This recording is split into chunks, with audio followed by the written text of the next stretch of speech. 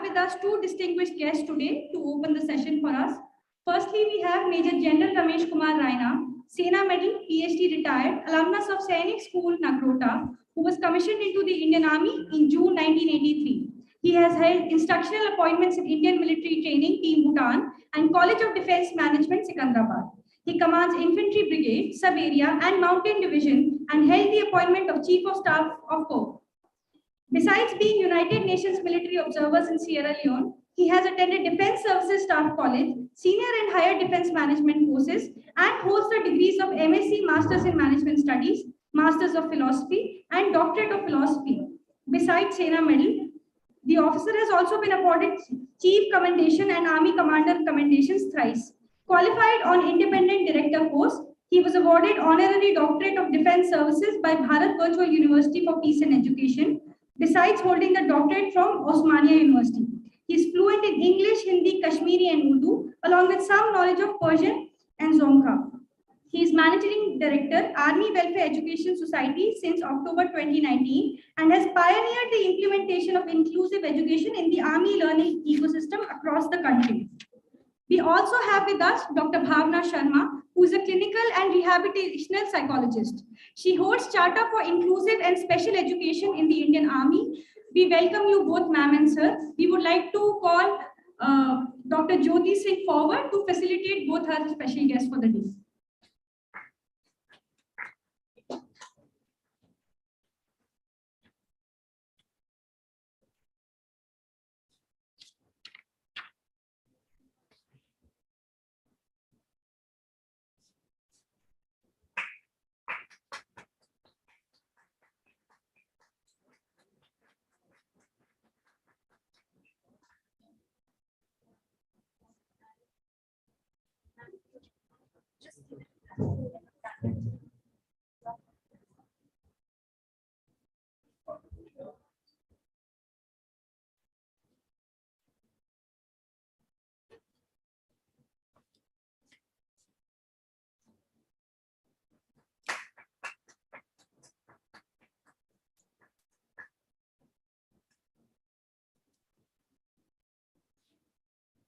I would now like to invite Dr. Bhavna Sharma forward so she could share with us the wonderful work she's doing with the Indian Army. Ma'am, we welcome you.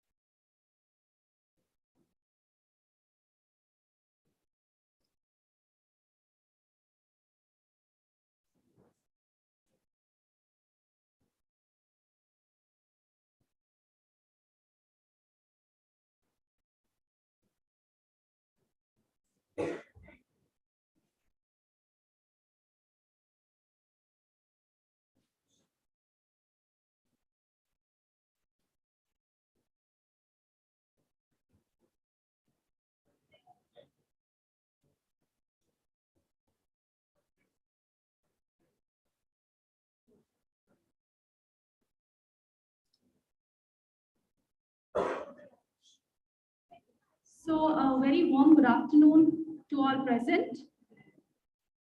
First of all, on behalf of the Army Welfare Education Society, I would like to thank Dr. Smriti and the organization committee of this particular event for inviting us here. The Army Welfare Education Society took the initiative of inclusive education under the guidance of Major General R.K. Raina sir. And today we are going to take you through the steps that we have taken for supporting our diverse need learners in the Army ecosystem. I would like to invite Major General Raina sir to please take you through the presentation. Sir, please.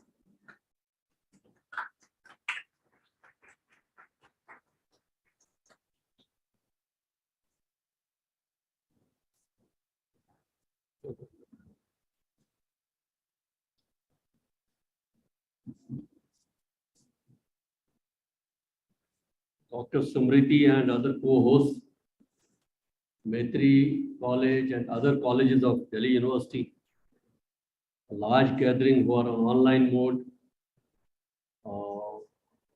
Good afternoon to you all and also to the people who are here. As has been highlighted, I am Managing Director of Army Welfare Education Society, and we have taken this responsibility to go inclusive throughout our schools. We have 136 schools. We have 250 pre-primary schools, and we have 12 colleges. So with that, who's control? Your control? Okay.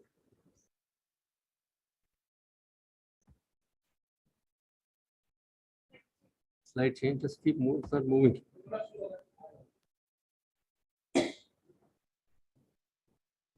Well, you understand that we were following a segregated model where we have 37 Asha schools across the country.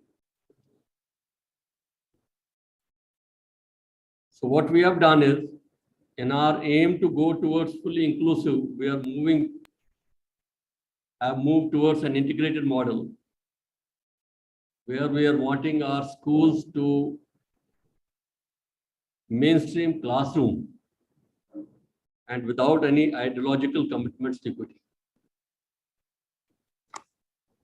Similarly, you are aware what Western countries have.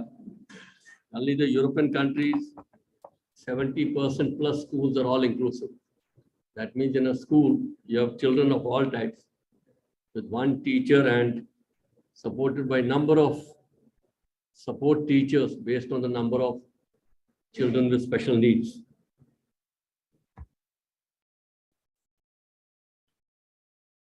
So it was in the year 2019 that from this exclusive segregated model, we took on the steps. We identified 16 pilot projects across the country.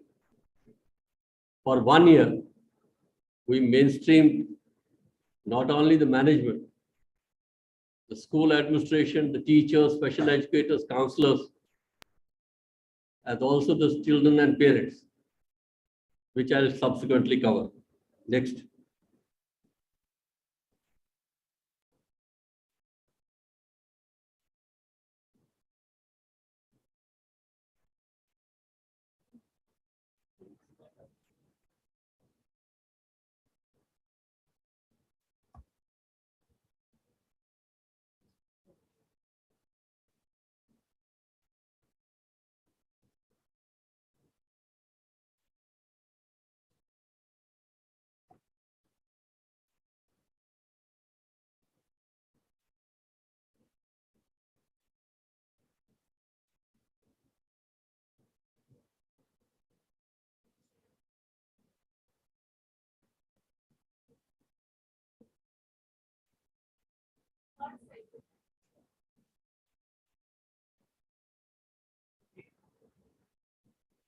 So what our initiative talks about is, besides the friendly infrastructure, we are looking at a flexible curriculum, which includes child enabling teaching learning materials, appropriate pedagogies, and we look at this orientation of stakeholders. And in this scheme of things, beside the child, the stakeholders are the parents. It's a child, parent, teacher, special educator, counselors, the school leadership, which includes the principal and the coordinators, as also our own management, which include the local military authorities, as well as the Army Welfare Education Society personnel. So it has various dimensions. It's both safety and security measures included. Next.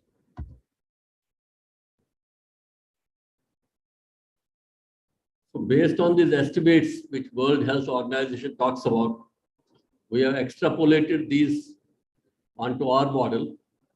So we have roughly 10 lakh children. Out of 10 lakh children in the armed forces, I'm talking about army, about 3 lakh would be non-school going. So what we are looking for them is the parental as well as the medical support.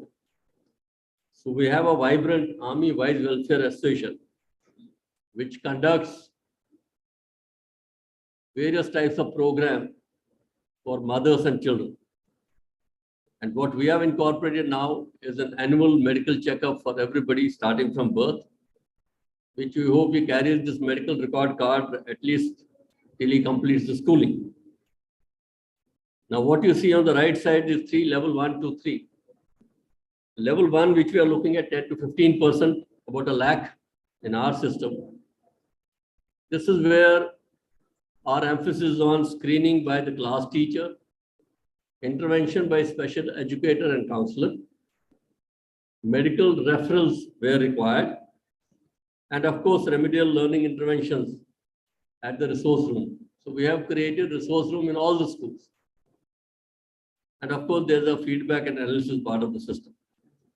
So out of these 15%, we expect about half of them getting mainstream in our schools. The balance 7%, 10% is what will move to level 2. Level 2 is a little more complex, which includes a regular medical intervention,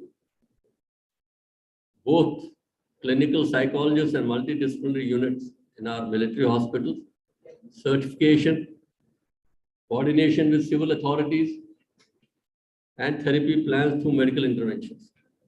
And at the school level, we are expecting the individual education plans to be included for inclusive schools. And of course, some of these will go to level 3, which is about 1 to 3%, roughly 3,000 children. They will require a continuous and advanced medical intervention.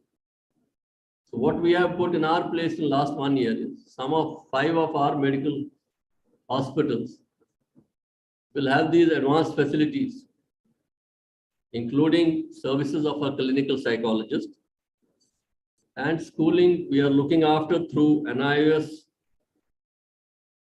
Asha schools or home-based programs aided by the school for such children.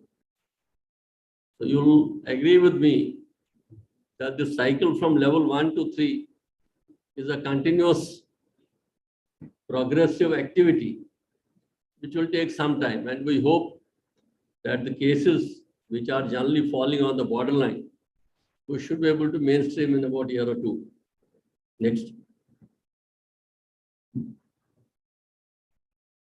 So as I talked about, it was in end of 19 and early 2020 when we started this sensitization and awareness programs.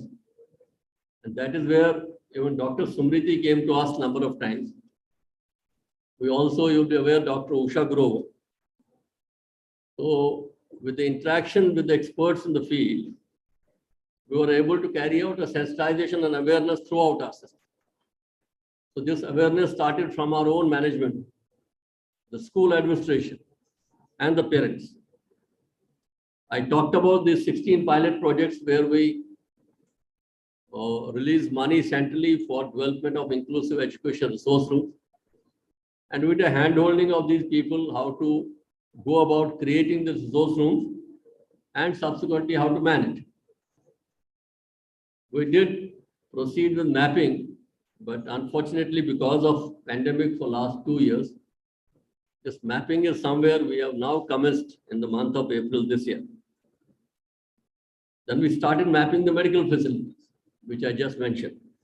And we have identified 5 high-pressure stations, Jammu, Jalandhar, Delhi, Pune, and Sikandrabad, which will have these advanced facilities created in these hospitals to take care of such children.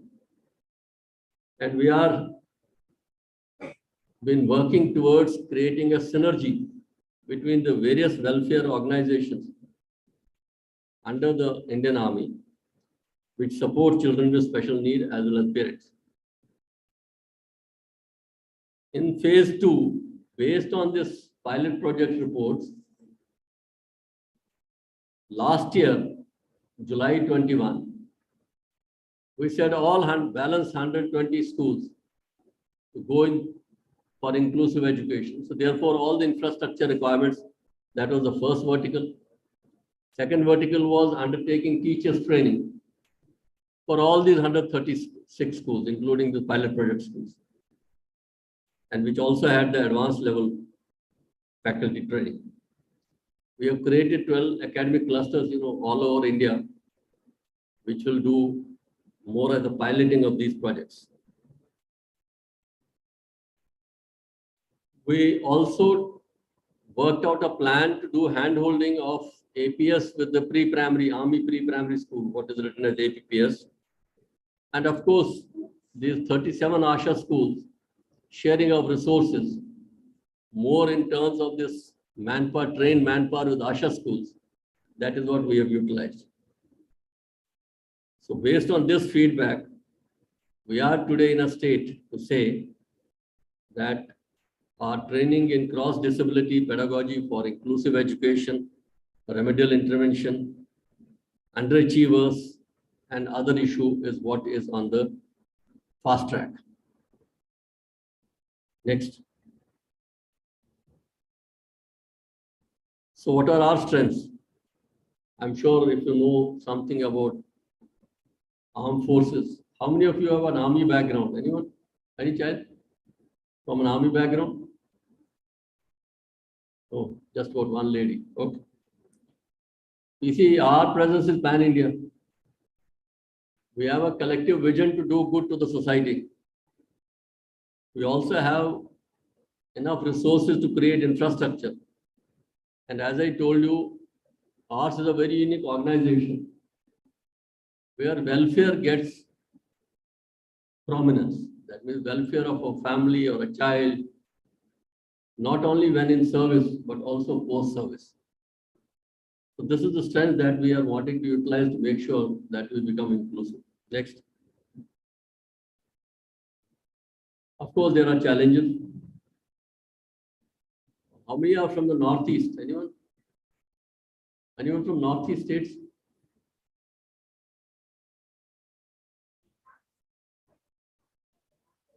Okay. Anyway, we connect all the remote areas, whether it is the remote areas of J&K, Northeast, West, or South. So our spread is very large.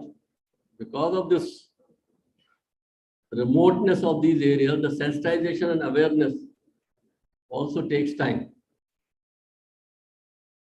The second main shortcomings in our system is assessment and certification. Because you all are aware, it's the government bodies. So the coordination with these various government bodies is something which you have taken as one of the key result areas. We are looking at technology bridging the gap for online schooling, building up pedagogies, and of course, access to cross-disability professionals which are not available in these remote areas. So we are in touch with most of these regional centers to find right people to go to these areas. Next. And you'll be happy to know, because of the last 2 years, 2.5 years efforts, today bulk of our schools have a special educator and a counselor. This was one of our main challenges. And we are in the process of carrying out this identification and assessment. We have trained a large number of teachers, especially online, in the last about 2.5 years. Next.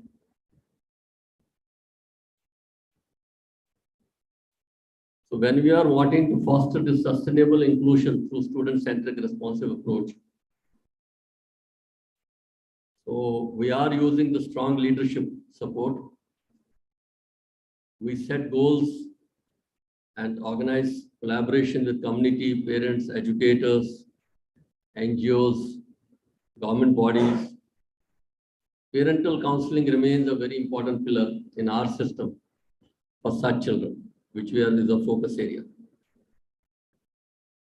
I talked about this digital connect, how we need to build on the digital part to connect to remote areas. And we are taking parents as partners. And we hope that we are in a position to create a safe and predictable learning environment for such children. Next.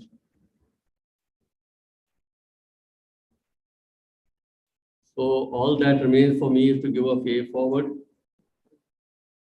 We have formalized standard guidelines for implementation of APCR through APPS, APPS through a standardized curriculum which is under print.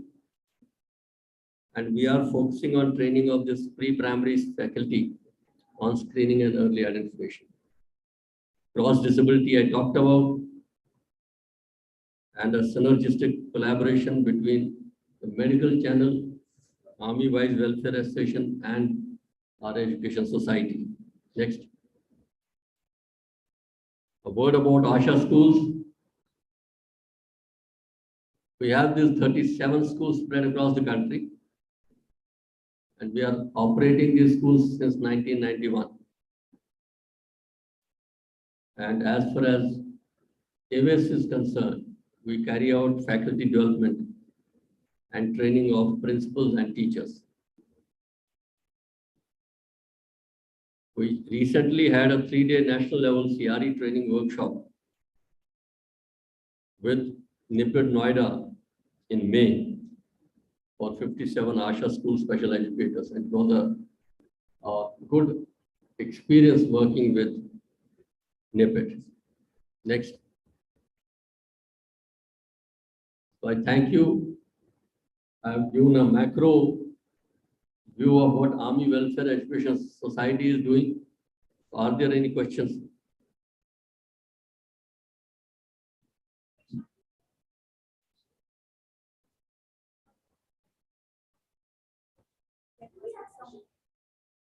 Chat.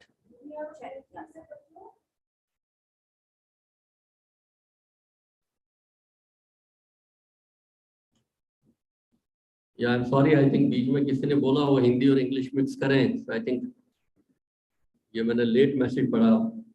But अगर कोई शक है तो पूछ लीजिए. हाँ जी बताइए.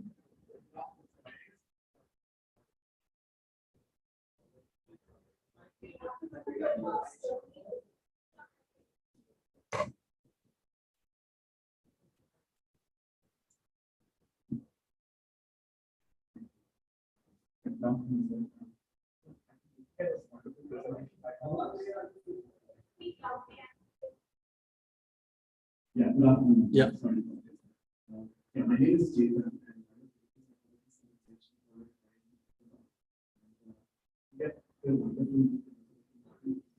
Question. Is this sort of spread across all army schools in India? How do we sort of translate this sort of model level schools and because this seems to be a sustainable. How do we sort of translate that into private sector beyond the army? Thank you, Chetan. I'll repeat his question for benefit of if you're not able to get it. He's saying, can this model, which looks to be sustainable, firstly, it is sustainable, that's why we're working on it.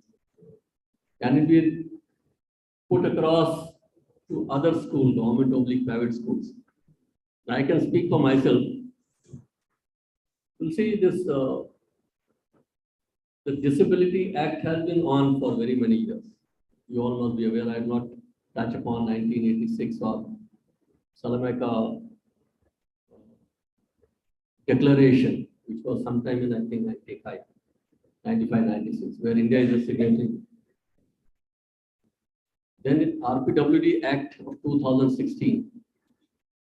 During this period from 95 till 2019-20, there are a lot of circulars, guidelines issued by CBSE for schools to go towards inclusivity. But I thought we had taken some steps.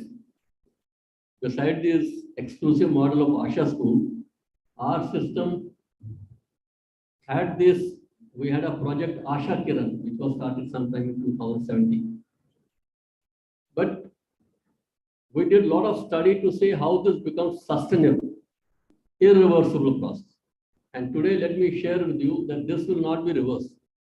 It's not a personality driven, it's an organizational driven, which has a ground factor. And if anybody in this system in India can work on this, it is Anjana. For simple reason, because of our reach. Because our schools are spread all, 136 school and 253 primary schools are spread all across India. You're from which part? Huh? Bangalore. We are Bangalore, where we have 2 army schools and 453 primary schools. Going down south, Trivandrum, we have a school. We have 1 school in Kannur, Wellington. So I'm just talking about this south. Then we go to west. You heard about Bhuj.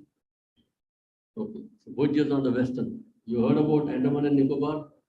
We have a school there. You heard about a place called Dinjan in eastern tips. We have in Dinjan. Similarly, go to north. We have our presence in Leh. We can start from Leh to Trivandrum. From Dinjan east to everyone in between everywhere. Wherever there's a military station, there's a school. So our spread is such. Second part is our organizational strength. We have a very cohesive body, and as I told you, this welfare vertical of ours is very strong. That is, we not only look after the welfare of serving people, which I touched upon, sir, but we also look after welfare of ex-servicemen, the retired people. So it is literally till when a person joins armed forces, till he actually goes to grave, army does look after in some form or other, which no other organization looks after. Therefore, we also look after the children of ex-servicemen. Ours is an inclusive model, so I can watch for it. It will not fail in our system.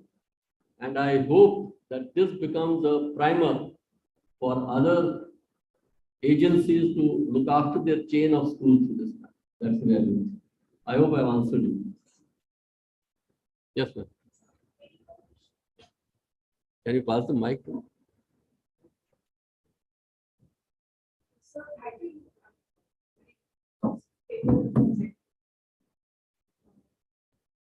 actually, I come from an army background. I was in the army. This choice of profession. I just want to comment on this and throw some light on a very important issue. I'm a civilian now.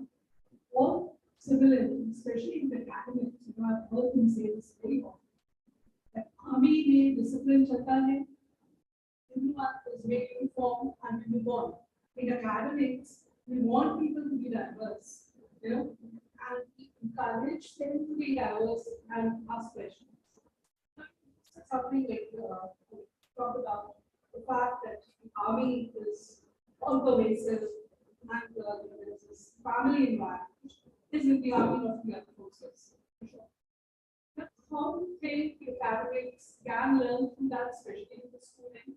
And the point that I made, how do the civilians understand that army is not only about uniformity and discipline?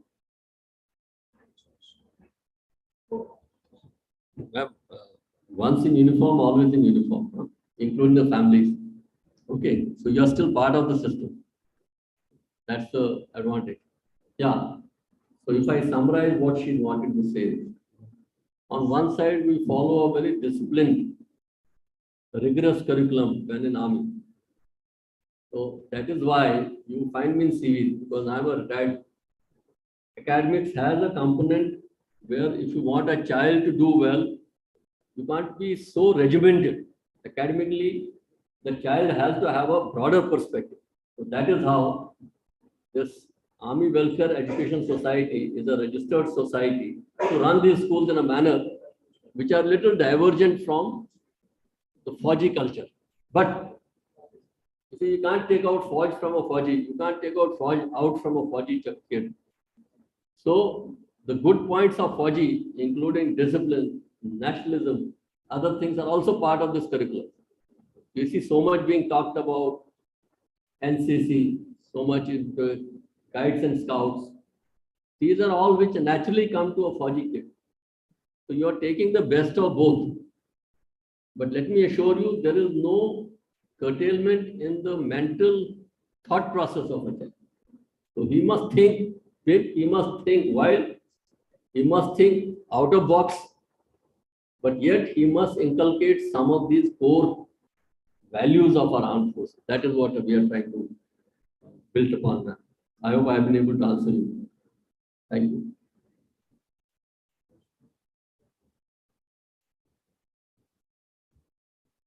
Any more questions from the audience?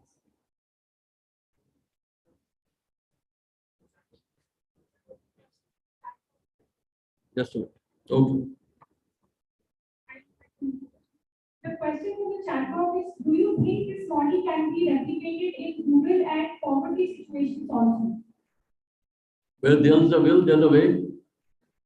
And let me also tell you that we are in rural background. We are not all in Delhi. I just explained. Leh is a remote area. Andaman and Nicobar is the far east, very far.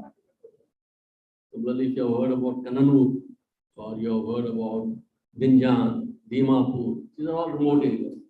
It is replicable. It has to have a will. So if that will is there, it will happen. And I'm sure it can be replicated in all situations. I don't think there's something called financially poor or ideas we should not be poor on ideas. The financials don't work on. The second important issue I want to tell you, see how much of expansion is taking place in all these regional centers. I'm sure some of them are, I don't know whether they are there, but we have been talking to, Noida, Secunderabad, then one in Dehradun. So you have these NIVDs, National Institute of, various types. Yeah, so what is happening is, it is expected that each district will have something called CRC, is that right? So if you go on the net, you'll find that, because during our things we were saying how to link up with these civil agencies. So I suppose something is afoot there. And when we synergize our efforts, it is possible to spread across the country.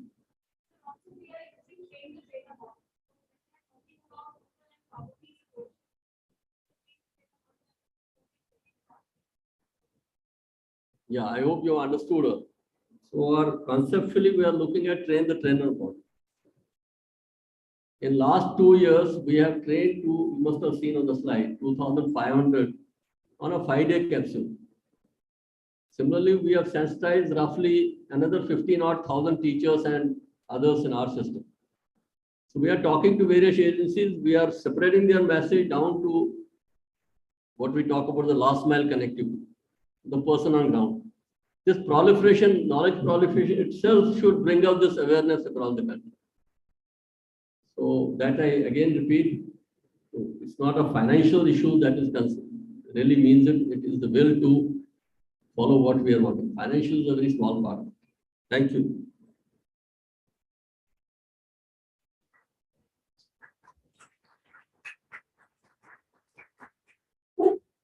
Okay, thank you.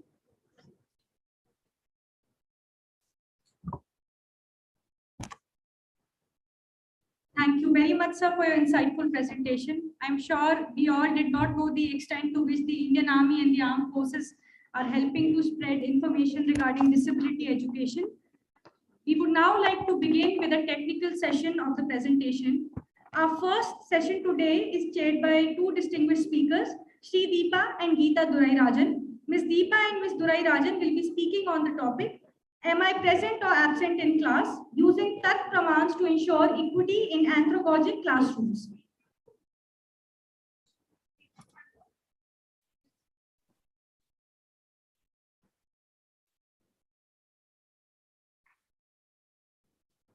Shall we just go ahead? Good afternoon, everyone. I am really sorry to come. Are you going to introduce or shall we just go ahead? Actually, Major General Raina has to leave. So, Raina sir, I am really grateful to you and Bhavna ma'am that you have come to this institution. You have made wonderful presentation. I'm really grateful for what insight, like we knew about army, and there is lots of discourse going on. Who will go in army, what will happen, what. Now, more young people will be encouraged to go and join army because they know their life will be secure. Thank you so much. Sir, thank you so much, ma'am, for your wonderful presentation. Please hold a big round of applause for our special guest today.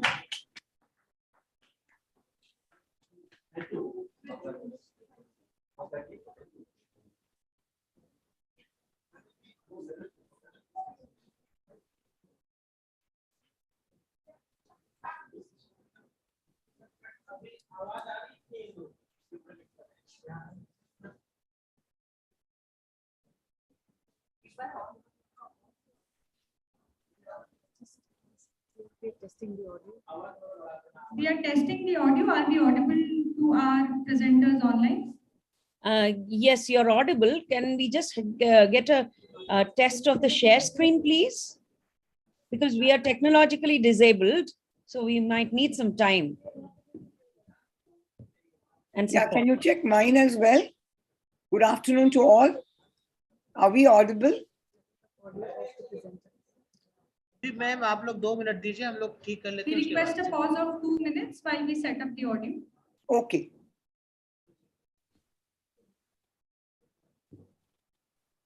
Meanwhile, can we just check the share screen? Can we just try a share screen, please?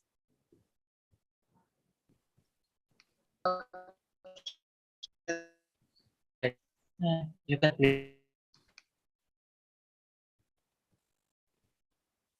check कर रहे हैं Ms. Durai Rajan and Ms. Srideepa, if we are audible to you, could you please unmute your mics and help us test? Yeah, we are speaking. Say something. Yes. See, both of us are speaking, but I'm trying to see why I'm not able to get my screen. We're just trying to test the system right now.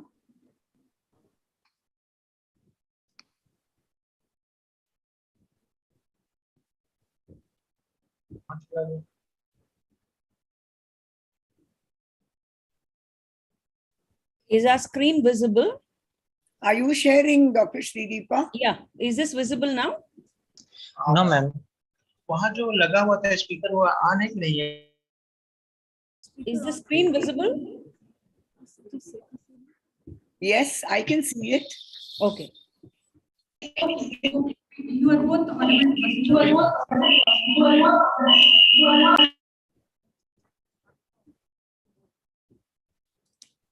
Once again, I would like to welcome back our two distinguished speakers, Srideepa and Geeta Durai Rajan, who will be presenting on the topic, Am I present or absent in class, using Tark Pramans to ensure equity in anthropogogic classrooms. Over to you, ma'am. Good Yeah. afternoon, everyone. Dr. Srideepa, would you like to begin? All right. The title of our talk is going to be, Am I present or absent in the class? Using Tarka Pramanas to ensure equity in anthropogogic classrooms. And this is the first time, I think, in the history of English language education and English language teaching or learning that we are bringing in philosophic inputs from the Indian soil. So using Tarka Pramanas to ensure equity in the anthropogogic classrooms, this is a new area of research and a new perspective of handling how language teaching happens in the classroom. From the morning, I have been listening to people. I was tuned in and I found that many of us were talking about policies and how practices happen. So we are getting into the theory and the philosophy of how to ensure equity. And Professor Geeta will just run us through briefly about how the history of ELE happened in India. Sure.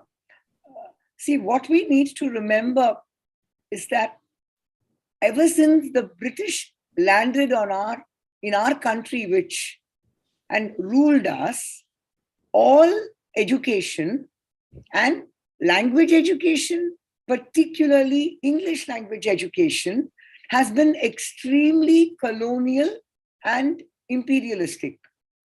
And we've always got theories handed down from other countries, especially England or America, and we've just applied them, imposed them with us for our education.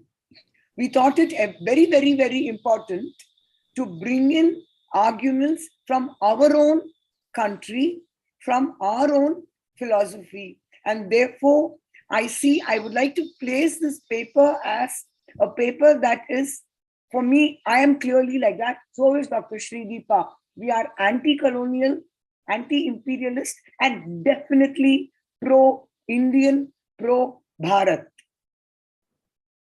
I don't want to go into the methods and all of that. That'll take up too much time. So can we go directly into the paper? I assume the screen is available to all. In case there are visually or hearing impaired, we will be reading out most of what is on the screen as well, in case they are watching it online and don't have somebody to help them read. So what we are going to do is, our paper is in 5 parts. 1, what is this term, present or absent? And what is the perspective from the perspective of the learner and the teacher? And then, what is it that we can bring from the Bloom classification into looking at it for equity? To the point that we don't want to use the word disabled. My apologies to all the conference organizers, because you've called it a World Disability Conference. That is the term that's used. But we would like to use the word equity, and we'll explain why. Third, our work is done with college students, and therefore we are calling it at anthrogogic classrooms. This does not mean that these cannot be applied to pedagogic classrooms. We'll explain the term. Fourth, we will look at what are Tarka Pramanas and what is their role in enabling students who do have impairments to be mainstreamed. And to do this, what we'll be doing is what is 5. Take just 3 illustrative case studies. The teacher was Dr. Srideepa, and how did she teach? What were the techniques? Map the techniques with the pramanas, pratyaksham, upamanam, anumanam, and shabda. Okay, I'm going to now go ahead with the first one, which is what I've called, or we've called, the case of an attendance register. Now, more often than not, attendance was called out and the student says present. In Tamil, my mother tongue is Tamil, it is Ullen Ayya. I do not know what it is in Hindi. And before I continue, I saw a message in the chat box that said, please use a mixture of Hindi and English. My apologies. I have never studied Hindi as a language. I've picked it up because I worked in Hyderabad, but I would not have the courage to do formal academics in Hindi. I will speak, therefore, only in English, a little slowly if required. Now, what we are saying is a simple present or an absent is only about the physical body of that person within a small classroom. What about the cognitive and the affective presence? We assume that they are there. This is not always the case. 1, when it comes to online teaching and learning, students, we all know this. In an online class, there'll be that many icons visible. They are visible only as an icon. They are digitally present, could be both physically and mentally absent. Face-to-face classrooms, I was known, and so was Dr. Srideepa, known for this. We'd see somebody sitting there, mind switched off, and say, hey, come back to class. Where are you? Don't go so far. We cannot do this in online classrooms. Now, that is one kind of presence. That's for the learner. Now, we are asking, what does presence and absence mean for the teacher, in the mind of the teacher, with reference to those with impairments? The keynote speaker used these terms, revealed and concealed. I heard them. I'm not yet sure what to do with them, but I wanted it recorded here. Now, what in this paper, we are not looking at all kinds of impairments. We are staying with the visually impaired and the hearing impaired. What does present or absent mean? If we don't recognize, acknowledge, value, respect that somebody is either visually or hearing impaired, they could simply be there in the classroom and otherwise be invisible or non-existent.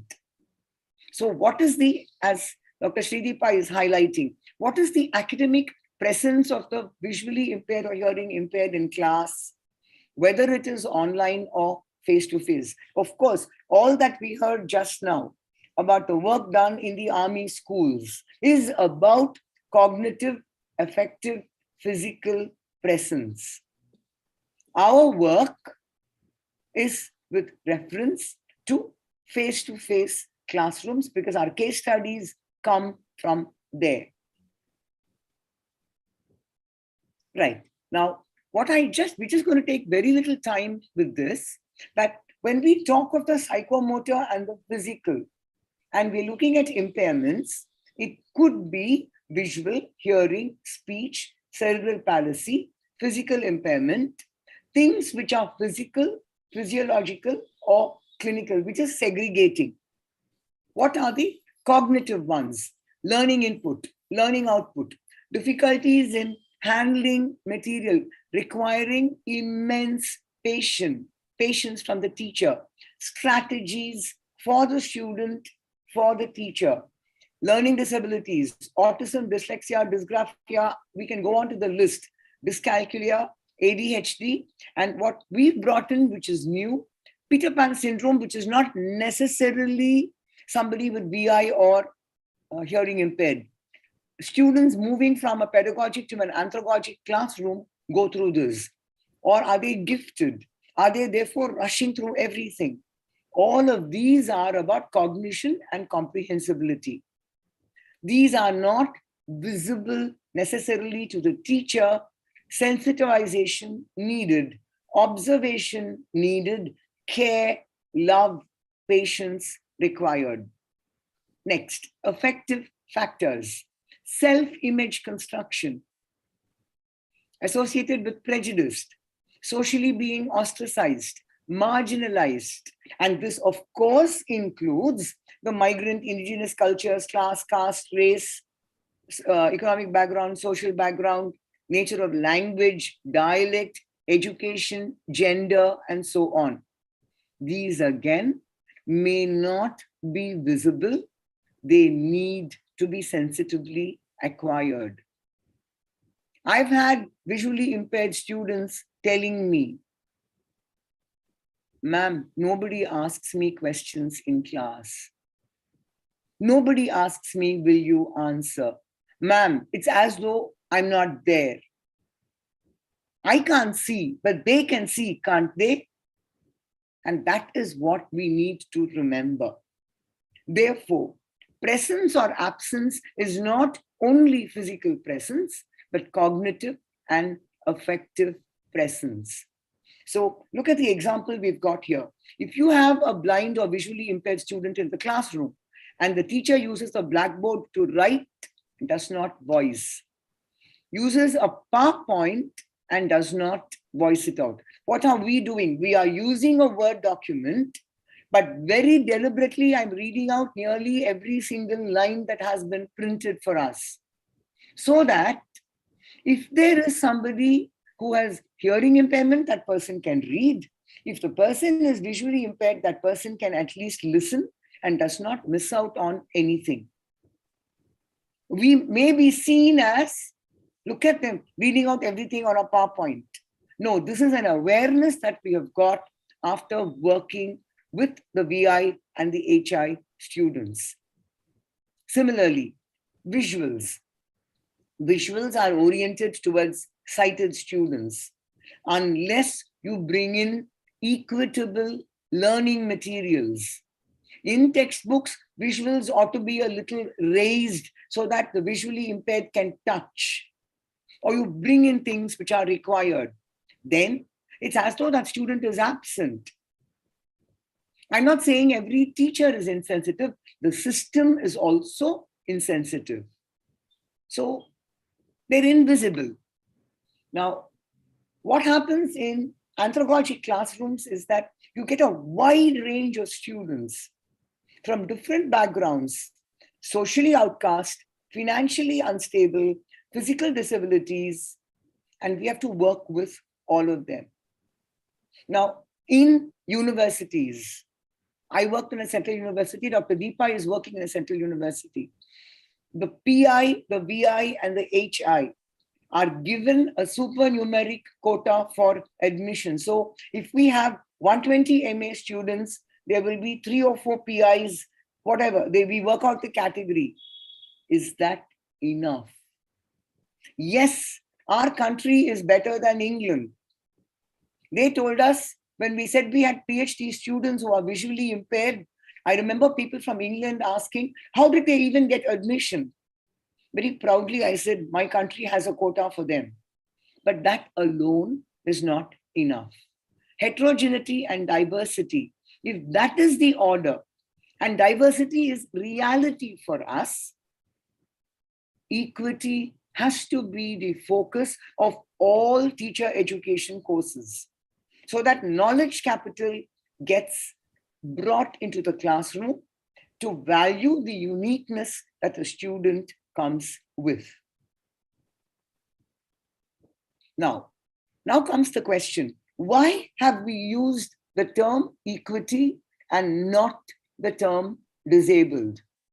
Our references come from NEP 2020. The word disability, as you can see from the table, and I'm going to read the table only in terms of total occurrences, disability has been used only once. Equity, equality, we would like to humbly remind you that you've exceeded the time limit designated for the presentation. We humbly request you to move towards your conclusion. Thank you. Please repeat that. I'm sorry, I never heard what you said. Just a minute, please. She's saying time limit. Okay, fine. Right. I would like to remind you that you are Okay. not Okay, fine. All right. We are going to use the word equity and not the term disability.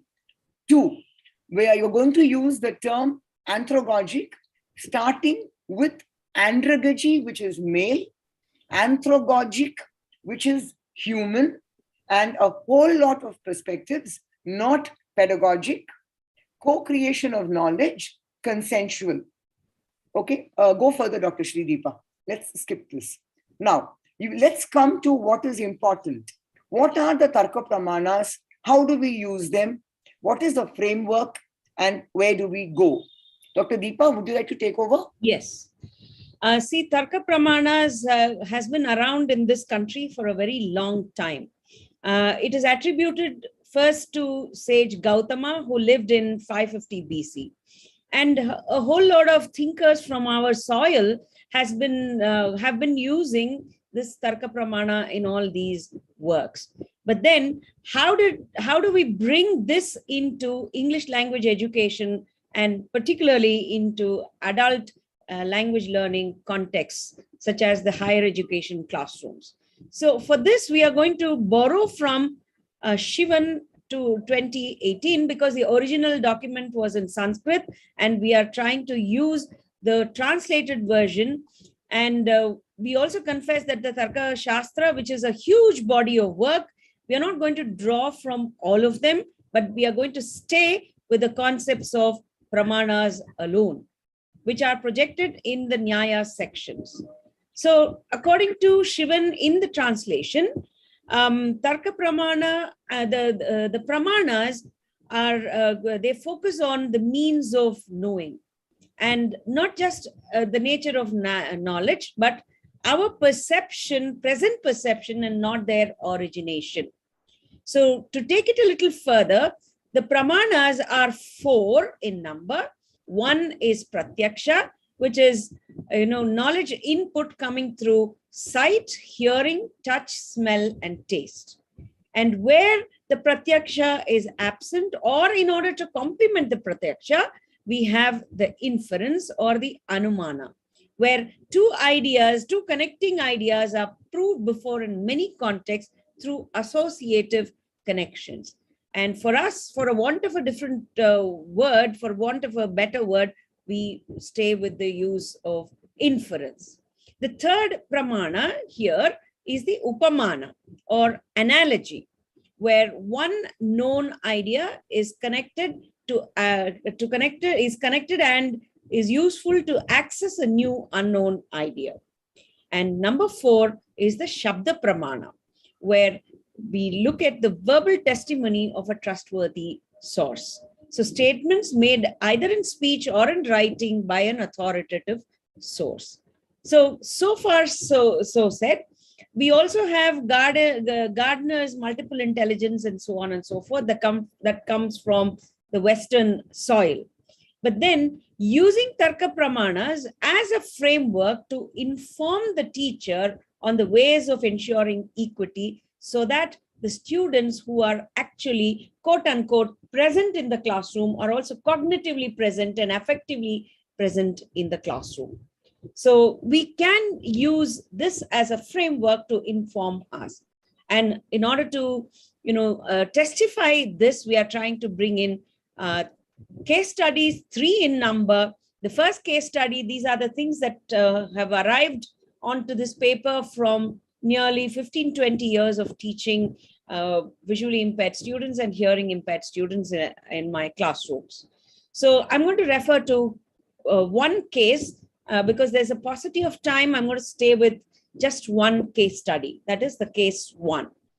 This was a classroom that had about 25 students, of which 5 were visually impaired. I call them blind/visually impaired. For me, the definition of blind is somebody who's born blind, and visually impaired is the term that I use for people who have probably lost their vision sometime after having experienced vision for some time, or even the partially sighted. I'm going to put them as VIs, while I use the term blind for a person who is born blind. So this was a case where I had 25 students, of which 5 of them were BVIs. So there was a need for me to teach them descriptive paragraph writing. And there was a picture that was projected on the LCD screen, and the students had to look at the picture and then write a paragraph describing the picture. So because I was informed and because I was using Tarka Pramana, the visually impaired students had an absence of just one sense, that is the sight. But then if the teacher makes the effort of reading what the picture is out loudly for these students, then with the absence of the visual is also supported by the presence of the auditory sense, because the teacher is voicing out the picture, describing the picture for the students to write. And while the description was happening, then one of the students, there was a picture of a host of marigolds over there. So one of the students did not understand what a marigold flower looked like.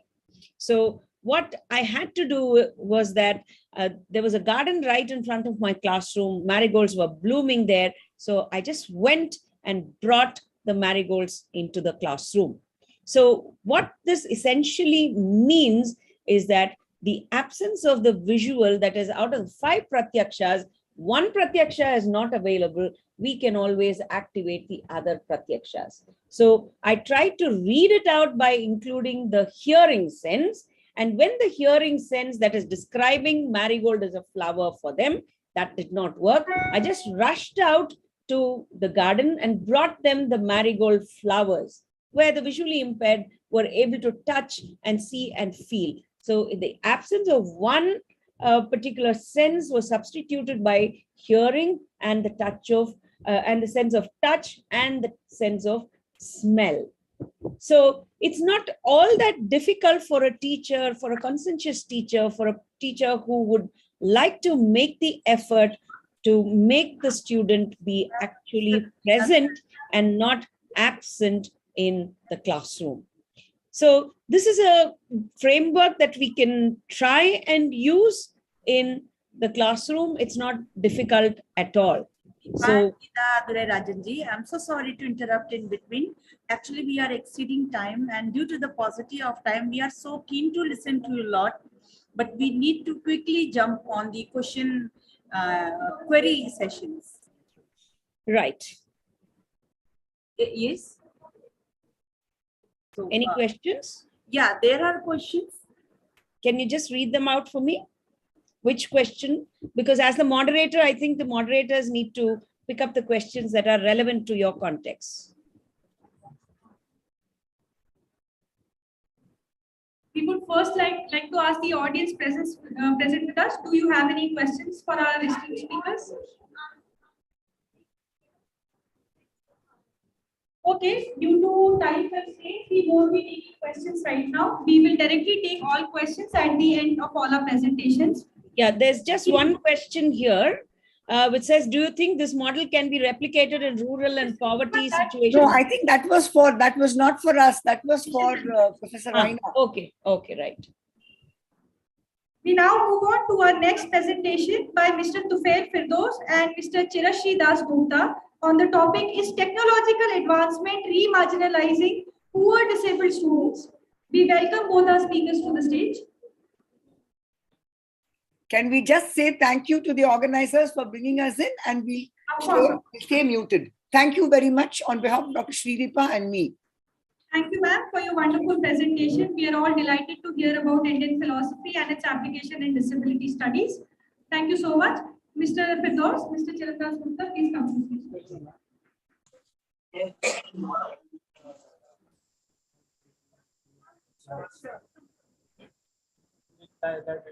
Kumar Naik, अगर आप चाहें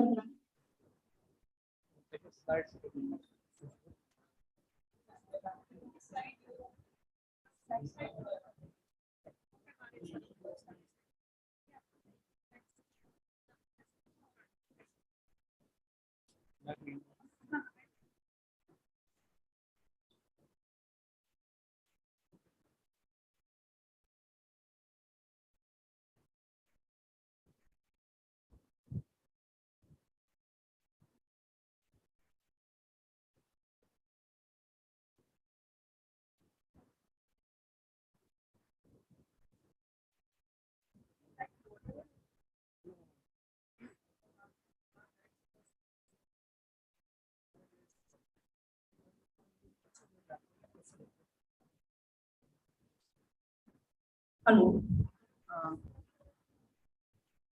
Dr. Geeta Durai Rajan, there is a question for you. Do you think this model can be replicated in rural or no? Dr. Kumar Naik, sir? There is a question by Kumar Naik, and he wants to ask a question to you. Please, your question, sir. Hello. Kumar Naik. Hello. Yeah, please. You are audible. Madam, good afternoon. Hello, can you hear me my voice?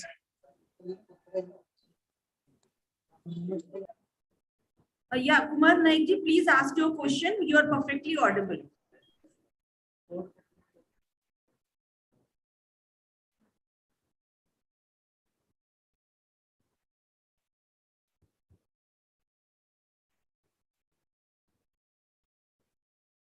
Please unmute yourself. Yeah. Hello, ma'am, can you hear me my voice? Yes, we can. Ma'am, good morning. Good afternoon. This is Kumar Naik from Karnataka University of Mysore, visually challenged research scholar. Okay. I have one question for you, ma'am. Please ask question.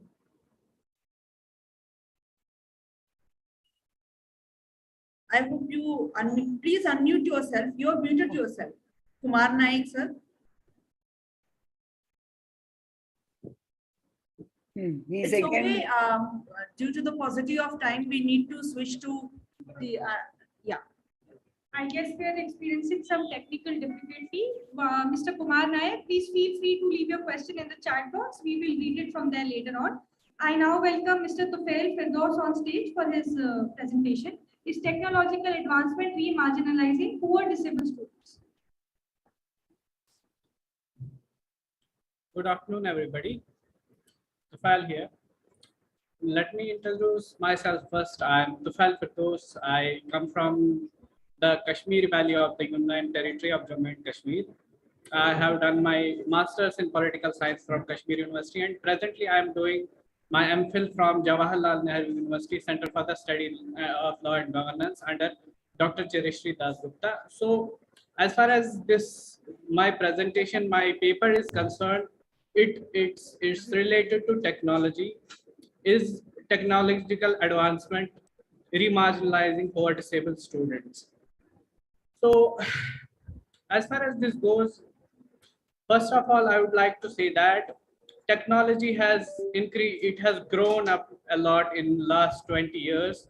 It has progressed leaps and bounds, and disabled students have got a lot of gadgets and all other things in their hands, which were not possible, say 20, 30 years back. But as far as this technological advancement is concerned, it has a downside. Like for me, it's kind of a double-edged sword for me, because of the reason that on one hand you see a lot of advancement, you see gadgets coming, but those gadgets, they come at a cost, and that cost is sort of a liability, a burden, a problem for the persons who don't have the economic capability to purchase these gadgets. As far as my topic goes, it's a bit different from what other respected speakers have presented up until now. I will be going into more depth, and my topic concerns the segregation, the divide, the gap, the gulf that has been caused by the difference in the economic status of the people with disabilities. So, first of all, let me sort of introduce this technology for you. As we all know that in the earlier times, when in the ancient times, there was no concept of disability rights and all those things. Even the highly hailed and admired great Greek philosophers had no optimistic view about the disability, as we famously hear from Plato, that he says that leave the unhealthy ones to die. So that also continued up until we can say the medieval times, that up until that time it was like that. But as we know that modernization, with the advent of modernization, it sort of laid foundations for the nation state system, as some of you might have be from political science, might be knowing about the Treaty of Westphalia. Treaty of Westphalia gave birth to nation states, and later on nation states gave birth to this magical concept called Industrial Revolution, that originates from feudalism, as Marx would hysterically say. But anyways, we are not here to criticize or do something like that to Industrial Revolution. But as far as this thing goes, that Industrial Revolution sort of formed the foundation stone that later on paved the way for the technological advancement of the disabled. And coincidentally, within the first currents, the first waves of Industrial Revolution, the first reading and writing system for visually handicapped or visually disabled people was invented. That was by Louis Braille, that 6-dotted reading and writing system that everyone knows about. But the problem with that thing was that a normal 200-page book, when converted into Braille, would be the double of its size, and it continued like that. So the people with visual disabilities or print disabilities, so to say, kept on managing with that thing only. But later on, we can say after the Second World War, when United Nations was formed, we can see some formal interventions being made in disability discourse by the states themselves, that it was the Universal Declaration of Human Rights in 1948, and then thereafter we see so many conventions being passed by the United Nations itself for the upliftment of these disabled people. But as far as this thing goes, that still you might be well aware, if some of you are from the generation from 80s, 70s, 80s, 90s, there was a bit of advancement when it comes to having gadgets, having reading devices for our visually impaired students or students with print disability. We know that in 90s era, there were tape recorders, CDs, and all those development. But when we especially talk in Indian context, the main development happened post-liberalization, when India decided to open up its economy in 1991. The field was leveled, and all the companies from outside, be it in any sector, started to invest in India, because India, being such a populous country, attracted so many investments, and disability was no exception there. Disability was no exception there, and that very thing sort of started the race for this great advancements and technological revolution in India. So we can say that this was the first step in Indian context. And as we know, as per census to 2011, India is the home for 30 million disabled people. So it naturally attracted the companies who used to make products for these people. But the problem with India is that we are a country having a huge amount of population living below the poverty line, and disability is no exception to that. So the problem lies here only. Suppose I have a friend having equal abilities as of me, but I can, with my financial capabilities, buy an expensive gadget that can sort of leapfrog my development, and the person who is my friend will not have such capability. So that way, the person can get his progress, and his education will get hampered with no fault of his. So that's the main focus of this paper. And I would like to go on to the slide 4 that shows the data. Actually, I decided to have a survey for this very paper, and the survey I created a Google form for the survey, and the survey consisted of I tried to send it everywhere possible, and I got 192 responses for this my paper. And from 192 responses, it was quite evident there is data to be shown, but unfortunately it's not possible for me to remember it all. But from slide 4 to 6, there is all data present. That I'm going to give you some interesting facts about this data. That earlier Dr. Matthew was saying that if two persons, one physically abled and another physically disabled, have the same amount of economic capability, it will not suffice for the person having physical disabilities, because his or her expenses can be more. And that's the reason that the people here in this survey, there were 45 people who told among 192 that they are financially independent. But surprisingly, only 9 people told that they are able to afford those gadgets that are needed for their education. Only 9 people were able to say that we are able to afford these. So we can say all in all that it is very problematic for the persons with disability to afford the gadgets. And on the other hand, however, those facts are not included in this PPT because of the constraint of time, of course. That I conducted some interviews with the manufacturers of these very companies. There was a person who, on the condition of anonymity, told me that there is a lot of problem. The person is a CEO in a braille, that in a multinational company that manufactures braille displays. And the guy told me that, look, they are not, the government is not responsive enough to our demands. And we have a scheme in place that, interestingly, I came to know about when I was researching for this paper, that is ADIP, that sponsors for the gadgets for the persons with disabilities. But unfortunately, with that scheme is that it's constrained to those very products that are used for mobility and all those things, and it doesn't get updated regularly. Otherwise, it was inaugurated in 1981, but it doesn't get updated regularly. So that's the problem with that scheme as well. And another interview gave me an interesting analogy, and he told me, I am directly quoting his words. He told me, look, we're a country of contradictions, right? And suppose in a country, in a city like Mumbai, we have a posh place called Bandra and all other localities.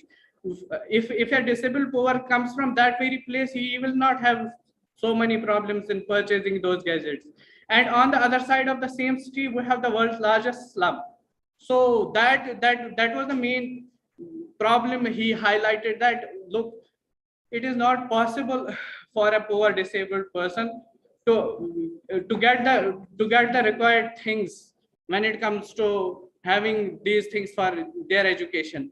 And interesting part about this survey is that this survey includes only those persons who are able to purchase smartphones. And Sorry to interrupt in between. yes, ma'am. Due to the paucity of time, we cannot continue much. We need to. Sure, ma'am. I'll find out. So, what about those people who are not able to afford these gadgets, who are not able to afford smartphones only? So, how can they respond to these Google Form surveys? So, to conclude, I would say that there were some findings which I had from this paper. That first of all, that the government should fully or partially sponsor these schemes for the persons with disability. Second and most important thing, most important finding that I had, that government should completely cause the GST, that is the tax on these very products that government charges. It varies from 5 to 80%, 18% in some products. So government should completely abolish those taxes on these products. Third thing is that almost all schools and colleges should provide these gadgets for free of cost to the students that are studying in their institutions. Fourth thing is that the NGOs and other governmental organizations should come up and provide financial assistance for these products. And lastly, it's the role of civil society as well. There should be some voluntary efforts by the people at the individual level or at the societal level to give these products to the people with disability. And finally, to conclude this presentation, I would like to say that I would like to quote Dr. Matthew, what he was saying that earlier, that the society one that is not able, the society that is the best is the one that is able to take care of the person who is weak. So in that context, I think that otherwise is the case with our society. And if this gap keeps on increasing, I'm absolutely worried that we might be having another marginalized class within this marginalized cost already. Thank you.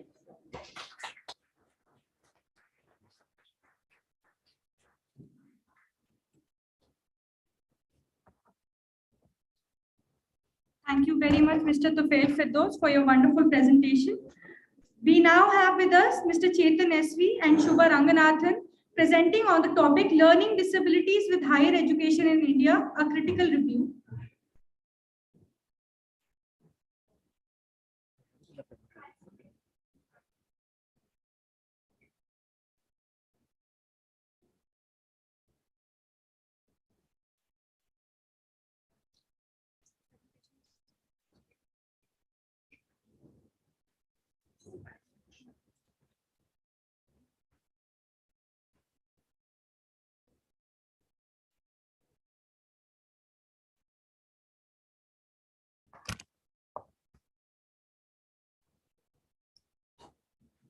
Good afternoon, everybody.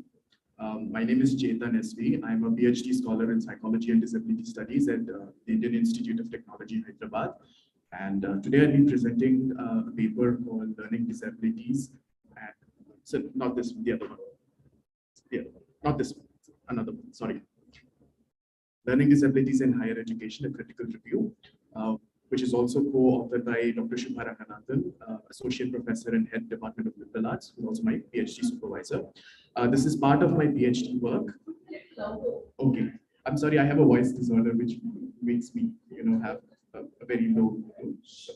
Yeah, thank you. Yeah, so before we begin, just an access note. I am in my 30s. My pronouns are he, him, and his. I am slightly taller, brown complexion, round face. I wear round spectacles and have trimmed beard and short straight hair. In case people who want subtitles, Zoom also gives subtitles. You can click on that.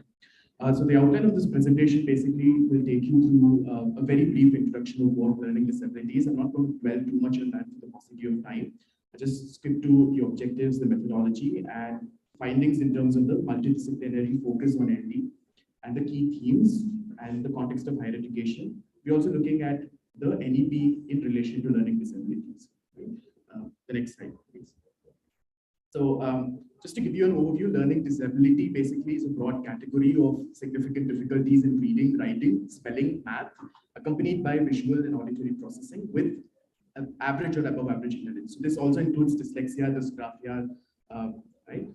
Now, learning disabilities, or LD as we shortly call it, basically derives a lot of understanding from the medical model or the psychological perspectives, looking at it as a deficit in the brain. While on the one hand, it is true that we acknowledge that there is a neurobiological underpinning to it.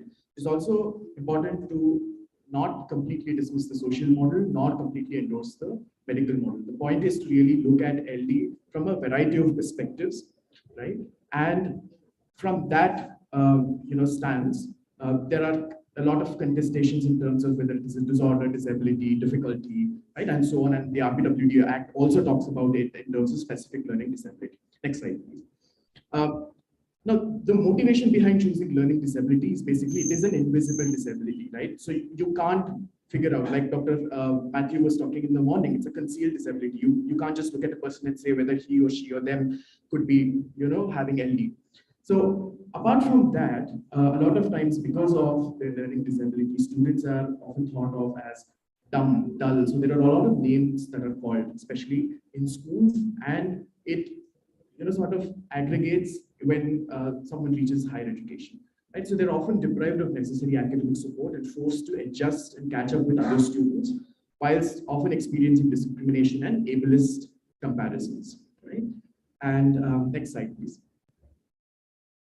Now, the objectives of this paper are, one, to critically evaluate the nature of research studies in the area of learning disabilities, to explore the context of higher education and LD in India, and to really embrace the new NEP 2020.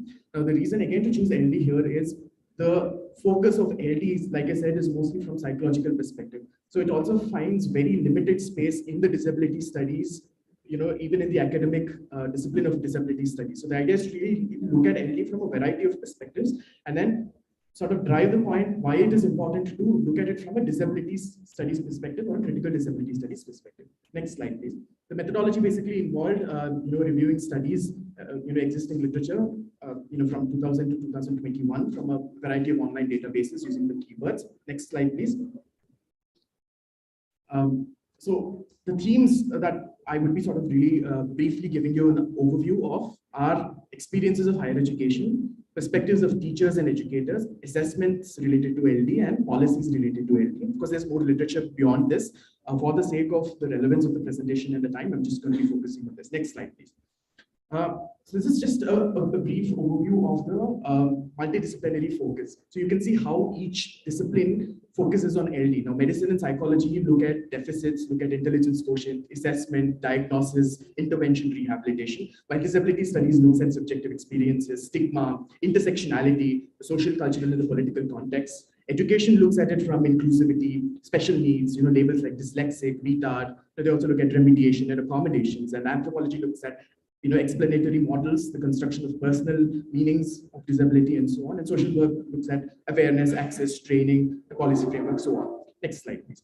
So let me just take you through the themes. So the first theme is challenges in higher education. Now, one of the major challenges is inadequate academic support, negative attitudes from lecturers and other staff, and frustration in organizing resources. Now, this comes because a person does not seem to have any disability. A lot of times there may be no disability disclosure because of lack of certification, lack of assessments, right? And added to it, another major challenge is a lot of guilt. They feel that they are being perceived as cheating if they obtain academic benefits. And as a result, disclosure becomes very dicey here. And a lot of times during the admission, university professors direct students to take courses because of their disability and not because of their ability or their choice. Right? So some of the critical points are to look at transition from high school to university, availability of accommodations, and from a disability studies perspective, how the needs differ across disabilities. Next slide, please. The second theme is experiences of teachers and educators. Now, this is a very important one because if you look at in intersectionality, you look at race in the Western concept and caste in the Indian concept. These are concepts that are really suppressed even in classrooms. These are not spoken about. Similarly, research studies have found in the US that disabilities are not discussed in classrooms. As a result, there's more oppression, right? In terms of LD, some educators do view it as a deficit model, saying that you need to be fixed, you need to get interventions, while other teachers also tap on the skills and the existing strengths and capabilities, which is what is also sort of advocated for. Next slide, please. Now, in the Indian context, one study has focused on the challenges that teachers face. Like, for example, this difficulty in designing teaching material. How the curriculum can be sort of really made inclusive and accessible to everybody. Handling behavioral issues, a lack of time, and dealing with parental expectations and parental issues. This is again a major thing because we do not have as much awareness as there is in the Western countries about dyslexia or learning disabilities. Right. So again, in terms of critical points, how do we bring in discourses about LD or disabilities in classroom, and how can teachers view LD in rural and urban schools, and what are the training programs for teachers? Because we do have training, but most of the training and the faculty development programs, if you look at, they're all medically loaded. They talk about symptoms, they talk about interventions, but it's also required for us to provide a social context, to provide a disabilities perspective context into what are the ways in which we can make the environment more supportive rather than force the student to adjust. Next slide, please. The third theme is assessment and intervention. Now, in the Indian context, the RPWD Act has sort of given us some guidelines about what are the assessments to be used, which I'll be talking in the next slide as well. But the major concern about assessment is we do not have an updated and a culturally relevant measure for IQ and learning disabilities. Throughout India, it's the same, and it's 1950s developed, and we do not have an updated version of it.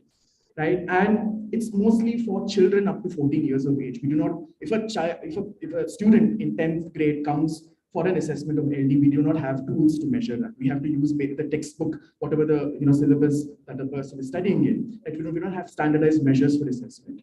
Right, and there's a lot of politics around the clinician and the patient. There's a hierarchical division. So there is a role of the psychiatrist coming in. In fact, where the psychiatrist is not required, the psychiatrist is required to certify. Right, and there is a hierarchy about the helping and the fixing component. And so the critical point is to really look at what does this assessment really mean? How do you go about beyond the certification aspect? How do you foreground issues of accessibility and affordability of assessment? Assessments are very expensive if you go to private organizations. In the government organizations, you need to wait for months to get get an appointment, right? And the interventions are very expensive, they say. So how do you really navigate through these? The next slide, please. The fourth theme is the laws, guidelines, and policies. Like I said before, RPWD has given guidelines, and unfortunately, these guidelines are limited to certain education level, like 12th standard. So accommodations are available only till 12th standard, assessment procedures are available till 12th standard. But what happens to students who opt to continue higher education? What are the support systems? What are the accommodations? Is something that is still in question. Right? And interestingly, guidelines are given by two professional bodies. So the Indian Psychiatrist Society gives guidelines for learning disabilities separately. Indian Association for Clinical Psychologists give them. Now, what is the requirement for two professional bodies? Is there a conflict of interest, or is it the power hierarchy that's going the power play between them, something we need to figure out. Now, children with specific learning disabilities bill has come out, which is a very great move. It's still in the bill phase, which has not been passed into an act. Again, the focus is on children and not students, not adults, not young adults, not those who are in the higher education space. Right? Next one, please. So I'll skip the context of higher education because we know the statistics, the principal ma'am in the morning has also given us. But the point that I want to focus is, especially with respect to LD, there's about 1.14 children with special needs and 0.47 of children with LD enrolled in grade 1 could continue till grade 10. That's one. And this is a 2016 study. So we do not have any more studies to really look at what happens, what is the trajectory of these students. Next one, please. Now, of course, in the Indian higher education scenario, we have a lot of stigma, accommodations, inflexible system of evaluation, which are slightly tapped on by the NEP. Next slide, please. Next slide, please. The focus of NEP in relation to LD is what I'd like to sort of throw a little bit more light on. So there is minimal reference to LD. Right? First of all, disabilities are grouped under the socioeconomically disadvantaged group, not giving disabilities a separate stands in the NEP. That's one. But, yeah. Right. Thank you. So I just conclude this. So the focus is on assessment-related issues. On the one hand, they've got Parak and achieving functional literacy and numeracy by age 3. But again, the question is, what if a child doesn't reach that by grade 3? Would that child get a label of LD? Which is debated by many scholars. Teacher education, cross-disability training. Vocational education is a great move because they're integrating vocational education with the mainstream. So a lot of students with LD can avail these things and have their self-esteem boosted. And technology-assisted learning, but again, the debate is by most scholars, is it available to everybody, including the rural scholars? So although there are some good points, most of these lack directions in terms of the guidelines on execution. How do you do it? So there you have the whats and wheres and whys, but how is something that's missing in the NEP?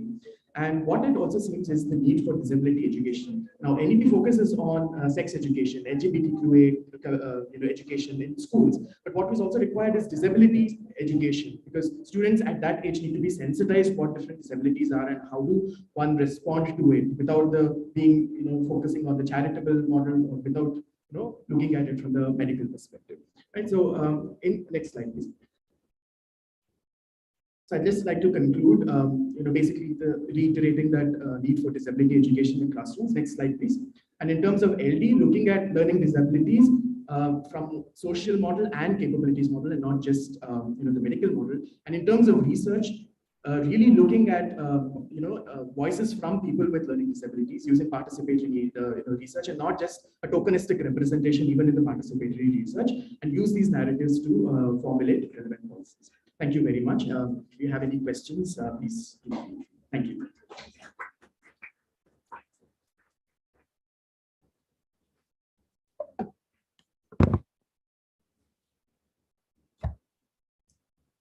Thank you very much, Mr. Chetan, for your insightful presentation.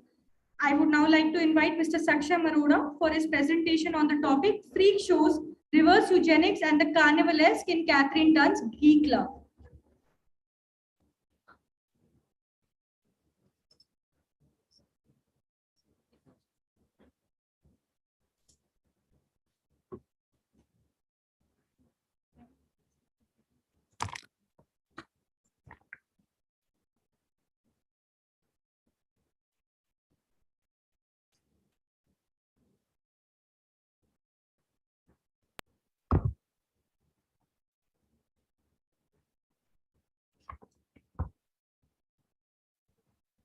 So till they are setting up the pictures, I'll introduce myself. My name is Saksham Arora, and I'm currently pursuing PhD from the Department of English, University of Delhi. I'm a UGC Junior Research Fellow, and my research focuses on the evolution of various discourses which surround disability. And in my thesis, I'll be looking at the period from 1920 to 2020. Can we go to the first one? The first image.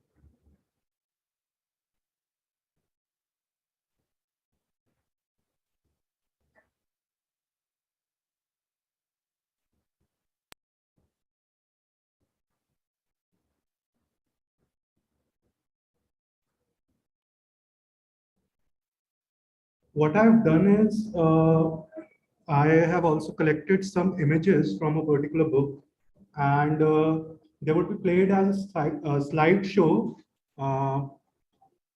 for the visually impaired audience which is present here and online. I will share the details of the book.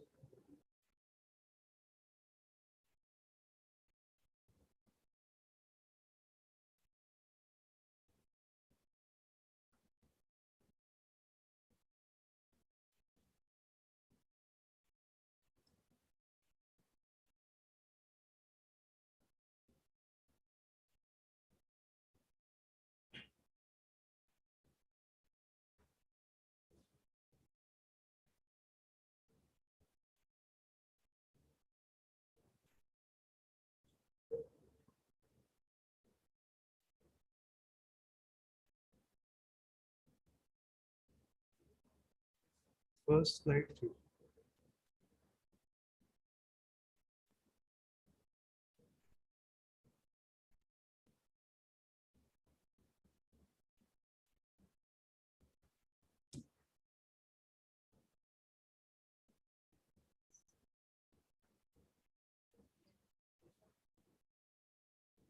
First one. So the book from which all these images have been taken are from is titled Freak Show. It's written by Robert Bogdan, and all these images, because there would be around 70 images which would play as a slideshow. So I cannot provide a sort of description of all these images. Description of these images is available in the book. So the title of my paper is Freak Shows, Reverse Eugenics, and the Carnivalist in Catherine Dunn's Geek Love. Now, here I'll be focusing on how deformed bodies, disabled bodies, they have been represented as freaks within the system of carnival circus as we know it in India. So the next few images, which would be played as slideshow, will show you how people with disability have been represented and used, misused as property, commercial property, commodities by people who were running these freak shows. So now I'll start my paper. Catherine Dunn, in her critically acclaimed novel Geek Love, provides us with an intimate glimpse of the institution of the freak show that flourished in the United States of America between 1840 and 1940. Freak shows were, quote unquote, pornography of disability as they engaged in formally organized exhibition for amusement and profit of people with physical, mental, or behavioral anomalies. The institution of the freak show brings into sharp focus the condition of people with disabilities before the emergence of disability rights activism.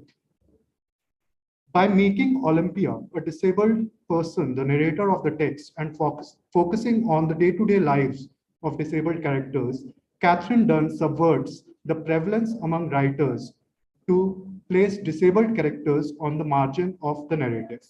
So usually what happens is that disabled characters, they are not in the they are not the protagonists or main characters in novels, in plays, in films. What Catherine Dunn does here is she places them at the center of the narrative. The narrative is divided into two time periods. One focuses on Olympia's life as a young teen who is part of the moving carnival, and the other as a middle-aged woman when Miranda has grown up, with chapters which focus on the latter part being subtitled Notes for Now. So in the first part, I'll be focusing on reverse eugenics. Eugenics is a tendency to rectify whatever deformities, impairments are in the human body, in the human mind. And it was a scientific movement. And as we have discussed in the first keynote speaker address, it is also something which is prevalent even nowadays. So what happens in the novel is the parents of the narrator, Al Binevsky and Lillian Binevsky, are the owners of Binevsky's Carnival Babylon, which is a hereditary business that Al inherits from his father. In order to enhance the popularity and profits of their carnival, they attempt to create babies who would have physical deformities. Lil often said, "What greater gift could you offer your children than an inherent ability to earn a living just by being themselves?" So when there's a scene where Al is visiting a rose garden in Portland, Oregon, where experimental roses were grown, they were with different colors, layers, and stripes. So, and this is a quotation from the text, the roses started him thinking how the oddity of them was beautiful and how that oddity was contrived to give them value. He realized that children could be designed. So here we observe a reversal of the eugenic propensity in ableist societies, wherein physical deformities are rectified or persons with disabilities are eliminated altogether. During Nazi Germany, there was an attempt to eliminate people with disabilities. So there is a reversal of this eugenic propensity. And why did it want to do that? In order to propel the human race towards a state of perfection. This inversion of the eugenics tendency of Western sciences is visible in the novel when Al and Lil embark on the journey of creating offsprings who would be unique due to their deviant bodily features.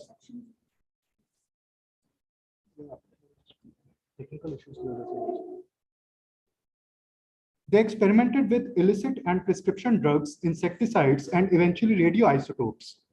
They give birth to 4 deformed children: Arturo, the aqua boy, who is limbless, who has a limbless body with flippers; Electra and Iphigenia, who are Siamese twins; Olympia, who is the narrator, who has albinism, has a hump, and is a dwarf; and Fortunato or Chick, who had telekinetic powers. Olympia narrates how her parents were initially disappointed with her and her brother Chick's birth, as it seemed that they did not have any extraordinary features. In Olympia's case, her father had performed expensive medical experiments on her mother during her ovulation and pregnancy by using arsenic, cocaine, amphetamines, etc. Although she was born with albinism and a hump, Olympia narrates how she was disappointed for her parents as she did not have any extraordinary deformities.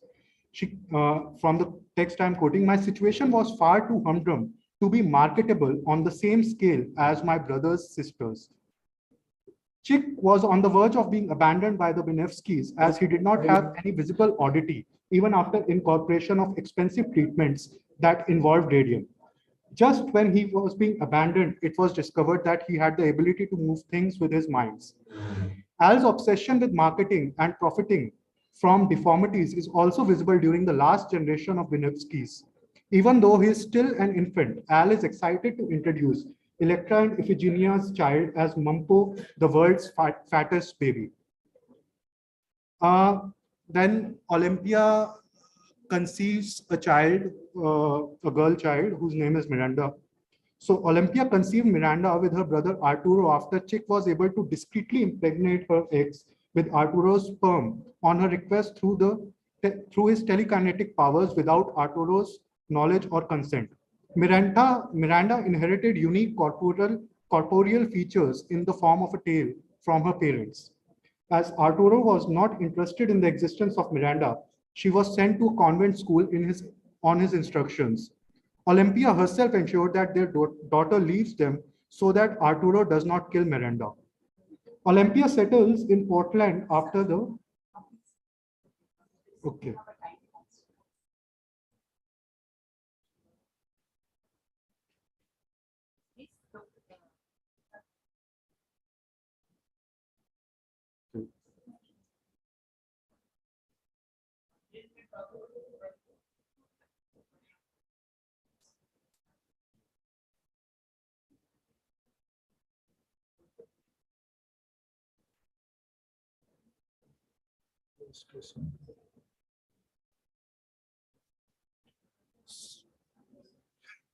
This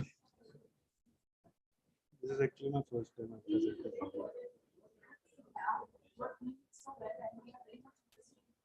Point is the timing. Otherwise, it's quite interesting.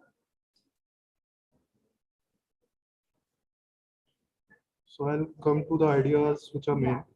So the Bakhtinian notion of the carnivalesque applies to the narrative.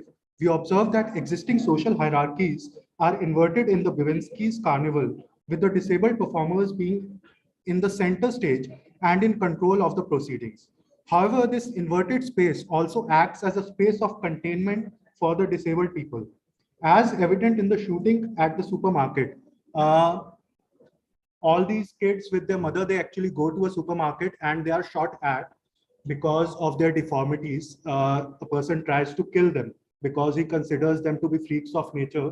So that's part of a narrative which is relevant to this particular point. As evident in the shooting of the supermarket, they are not welcome in social spaces outside of the carnival. It is only within the carnival that they have control over their bodies and the reaction of audiences to their performances. They are transformed into unique symbols of corporeal extremes and looked upon with a sense of awe and amazement by the audience. Apart from being a source of entertainment, they also acted as educational examples of the physical extremities of the human race.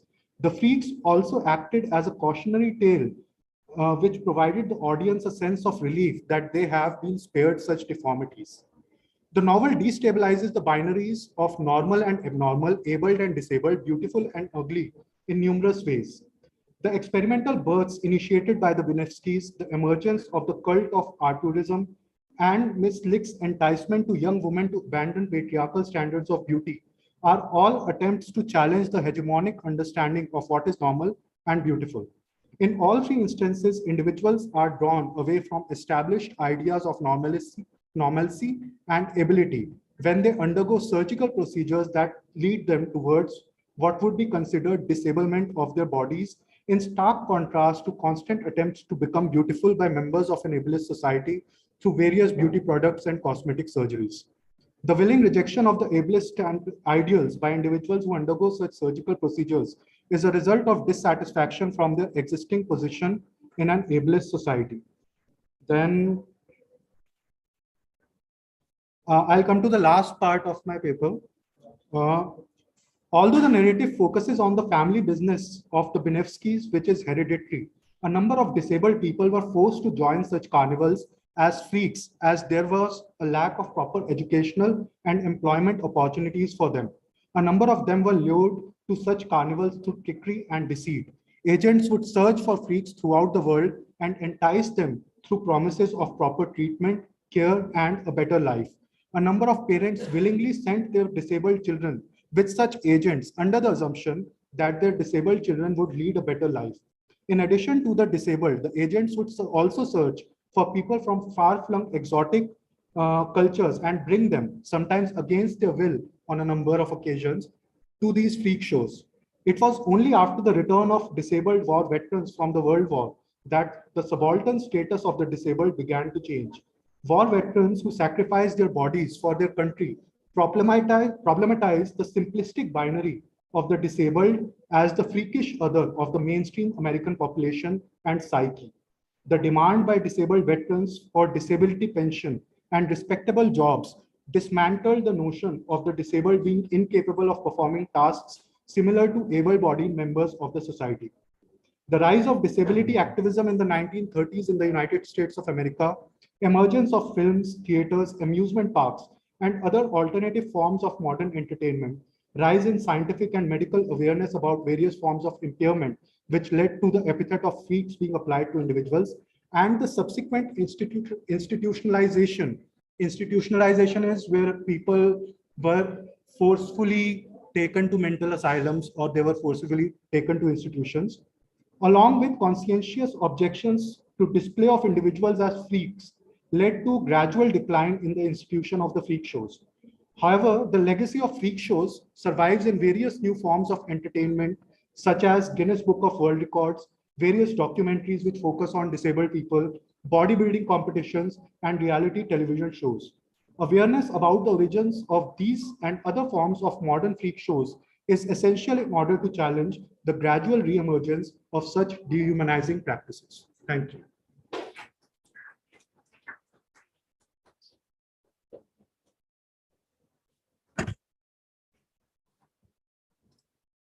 Thank you very much, Mr. Saksham Arora. Now we have our final presenter for this technical session, Dr. Vandita Gautam, who will be speaking on the topic stereotyping differently bodied as helpless in South Asia, locating defiance and corrugation among the normalized different in the House of Blue Mangoes.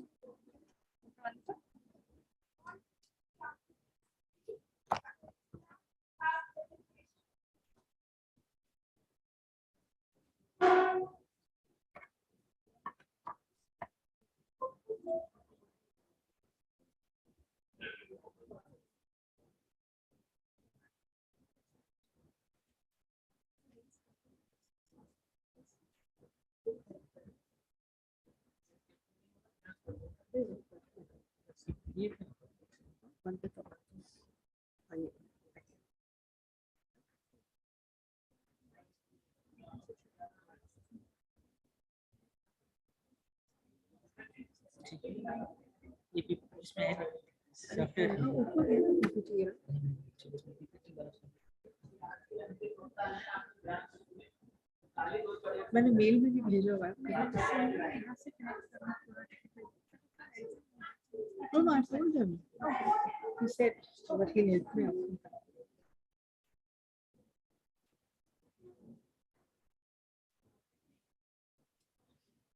While they're getting the system ready, I think I'll say good evening, a very happening good evening to everyone here, especially the students, you know, the NSS students.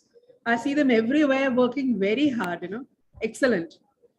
I'm sorry, I may sound like more like a teacher, you know, which I am, obviously. Okay. Okay.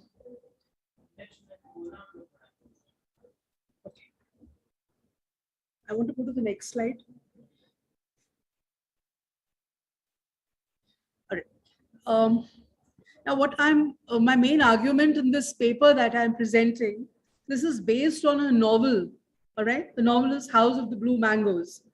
Now, there is no time to get into what the novel is about.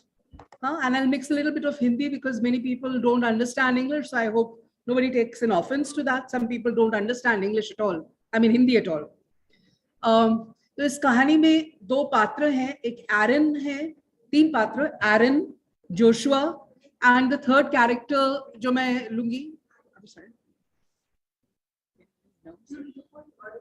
okay, Aaron, Joshua and Charity, who's the mother. इन तीनों को मैंने लिया है. Two of them are actually the first person, Joshua, he's disabled, all right, he has a physical disability. Aaron admires Joshua. ठीक है, Joshua उसका चिट्टप्पा है. In South India, that means his chacha. He's a sports person, but the family doesn't support him. बिल्कुल नहीं मिलता उसको support. वो जाके vagrant बन जाता है, सड़क पे घूमता रहता है, आवारागर्दी करता है. Finally, उसको ब्रिटिश पकड़ लेती है. उसके I'm not getting into the history. What happens? वहाँ पे उसको बहुत मारा जाता है, बहुत मारा जाता है. He becomes maimed, physically disabled, and then he dies piteously. Okay?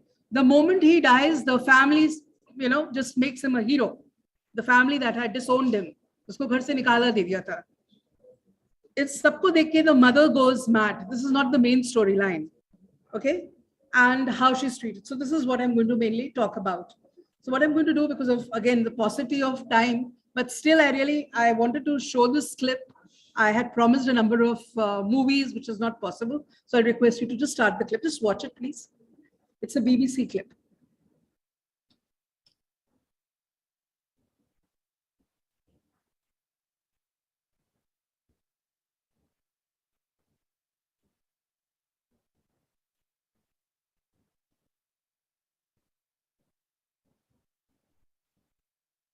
Quite a few times when I've been standing at the bus stop, people have given me money, mistakenly thinking that I was begging, rather than just waiting on a bus. I was 8 months pregnant, I was in the street, and somebody stopped me and pointed out I was pregnant. They then said to me, "How did you get pregnant?" So I did end up saying, "I had sex with my husband. How do you think I got pregnant?" There are so many times when members of the public come up to me and you, don't they? Oh, you look at them, don't you? So I'm like, what is she doing? What is she looking at? Is it something that I have to be alert and aware of? I feel so bad sometimes saying, please don't do that, but it is really unhelpful.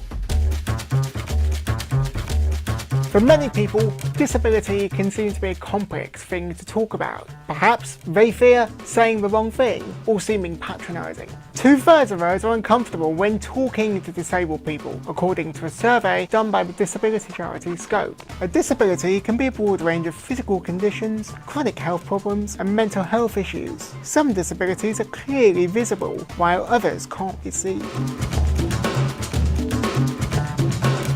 No! I don't suffer from my disability. Rather, I live with or have cerebral palsy. Saying a disabled person suffers from their disability portrays quite a negative image of a disabled person, rather than someone who just needs adjustments or the right support to be able to thrive. There's still a huge amount of low-level discrimination that disabled people face. So they think it's amazing and wonderful, and aren't you incredible because you're out and about? Not something that just should be an accepted part of society. And we're not all inspirational just because we've got out of bed in the morning. It is actually one of the most patronising things for a disabled person to experience is for someone non-disabled to come and say, "You're so inspirational." Because if you say why, they often don't have an answer. I'm a disabled person, not a person with a disability. Person with a disability is often used by non-disabled people because they think it sounds nicer. But actually, for me, it's society that makes my life different. It's steps, it's cobbles, it's lifts that don't work. My disability is not a separate part of me that I can choose to pick up or put down. I lost my sight 6 years ago. One time I was approaching a curb with Olga. She was on the pavement and I wasn't. A gentleman came over and gave her a stroke. It made her stop in her tracks a bit and I was still in the road. Please don't distract her because she's doing a job. She's my eyes.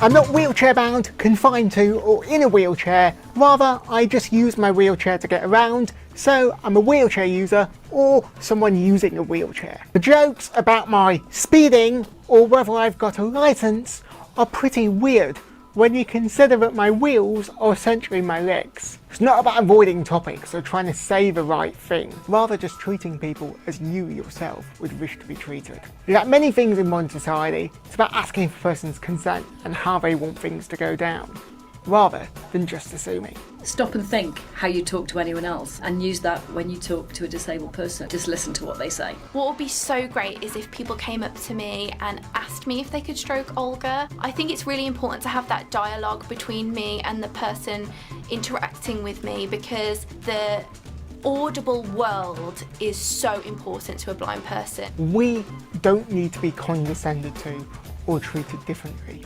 We need to be respected and supported.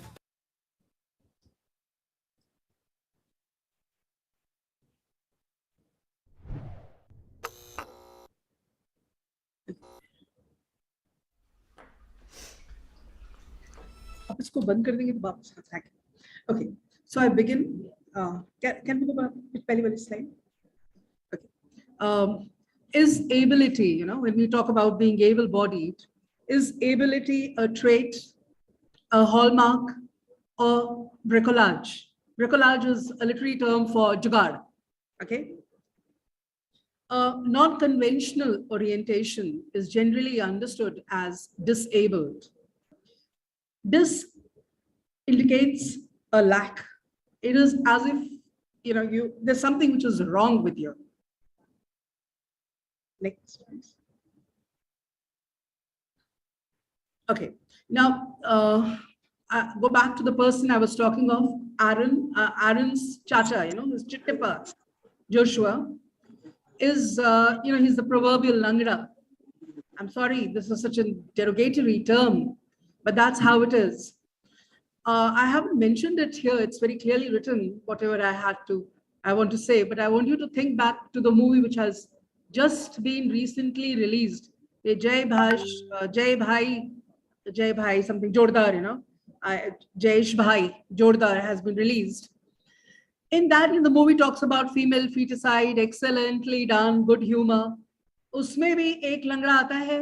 There's this man, the proverbial langda. There's ominous music that plays and then things go under. What are we doing? 21st century, please. Shakti in the classic movie Jagriti, he's a suffering martyr. All right. A boy who's on crutches. He's the movie's hero, a wonderful movie. Again, either you are a suffering martyr, or you have to be heroic. You have to prove yourself if you are disabled. Otherwise, you're done it. Okay. Next slide, please. Okay. Is this the answer to handling disability? We need to make disabled people inclusive. But are we going to do it by creating, making them into fairies, into toys that sell, I'll be talking about this a little later, a term like Divyang. What are we doing? Is Hindi doing this service? आप जो abled नहीं है, जिसको आप abled मानते नहीं हैं, उसको आप दैव्य मान लें, हाँ? And then you wash your hands of the matter. So consumerist boom, it's something like post-pop culture. Everywhere we get the same thing. The alternative disabled people, any character from the past, you think they are kept as souvenirs, magical keepsakes. Okay. Obviously, there's a stigma attached. You don't want to talk about that stigma. You don't want to remove it. So you just, brush over it. Okay. The House of the Blue Mangoes takes us across India's one-size-fits-all attitude, which is true. Look at the resistance that is happening to, the way education is, is changing. I'm not saying it's all correct, but the amount of resistance that happens, it's amazing. Okay. We give leeway to the disabled, and people have been talking about inclusion.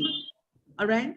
What kind of leeway? I asked my students, I've asked them many times, how many of you have studied with disabled students?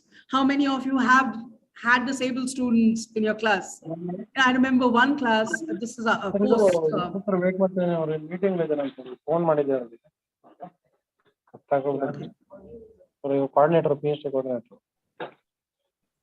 I did this,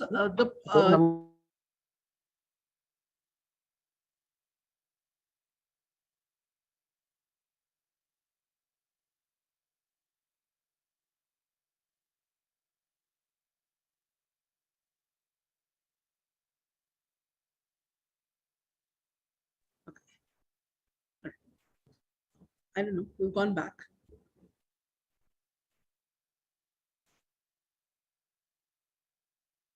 Okay. All right. इससे पहले मैं चाहिए. Okay. So this leeway that is given generally to the differently abled is more like a tight rope to trapeze. हाँ वो होता है ना, रस्सी बांध देते हैं, आप उस पे चलते हैं और लोग आपकी तालियां बजाते हैं, वो वाले trapeze से कहते हैं. Forget to crawl and walk. In another country appropriated by settlers, all of us know which country I may be referring to. I'm leaving as a guest for all of you. People in wheelchairs, they radiate confidence and happiness. Unlike our nation, where differently abled are a rare sighting. And this pun is intended. We are in this room. Do we find any wheelchairs here? Do we have any hearing and listening impaired people here right now? Think about it. Next slide, please. This is about Joshua, the person I said who has a limp. He just has a limp, and he goes to Malaya plantations. Pre-independence है ना, तो Malay में चला जाता है, वहां से पैसे कमाता है, नाम कमाता है, घर में गिफ्ट्स बेचता है, उसके बारे में है. इनका डिस्क्रिप्शन जरा सुनिए. I don't know, I got goosebumps. I had written a paper, but I didn't cover the disability issue. I'm reading it out. I hope I read it correctly and you feel it. Look at this. This is the writer writing, right? Despite his disability, Joshua Dorai walked lightly, seemingly without care. His limp, the only thing that kept him rooted to the earth. Without it, he would have been dark, weightless shadows that race the earth. ये story की में जो मतलब author नहीं है, पर वो दिखा रहे हैं, दर्शा रहे हैं कि डिसेबिलिटी है, फिर भी इतना उसमें ताकत थी, इसलिए वो आगे बढ़ सका. What are you trying to say? Otherwise, it would have been just shadows on the earth. I'm not given the entire quotation, please. Next slide. Okay, this I've already said. I have a problem with this term. In fact, I've started having it. I heard one of my senior colleagues talking about this, and I thought he's serious. That's right. Okay, to all practical intent, the country apparently seems to have, not the country. I'm sorry, the sentence is wrongly phrased, but the non-abled are not to be seen anywhere in the classrooms. I think I've already talked about it. Please, next slide. Okay. Now this was in reference to Aaron. Remember, I talked about Aaron, who's a sports person. ये अभी भी आप अगर south India की कोई website पे जाते हैं टूरिज्म का, जंपिंग इनटू द वेल वहां पे आप लोगों को मिलता है थोड़ा one of the tourist attractions. एक इन्होंने जो करा है, शायद वो है नहीं, I don't know, I wasn't able to research it, I didn't have the time.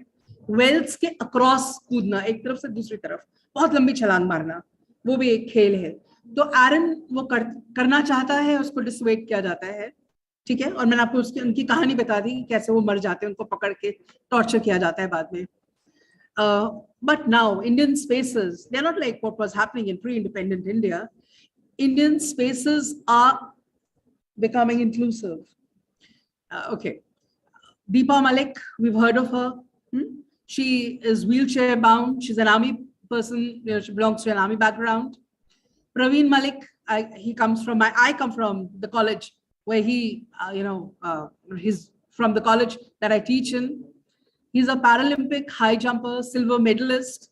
अभी recently उन्होंने Paralympic में तो एक पैर खराब है, उन्होंने silver medal जीता, और अभी recently वो गए and he can we go to the next slide please? Okay, I think I may have missed it. All right, so I think I actually don't have it. I should have been on the last slide. He competed, with the normally abled. उन्होंने normally able लोगों के साथ compete किया और उसमें gold मिला उनको. All right, so this is something very commendable. Nevertheless, there's some very alarming statistics that I think we should be very clear of. इतना हम कहते हैं Paralympic बढ़ रहा है, very good, but the ground reality has really not changed. People with Disability Act reserves 1% jobs for the physically, alternatively disabled people. 3 crores Indians have disability. 50% are employable. I've not cooked it up. I've not written the sites in the paper. This is all mentioned.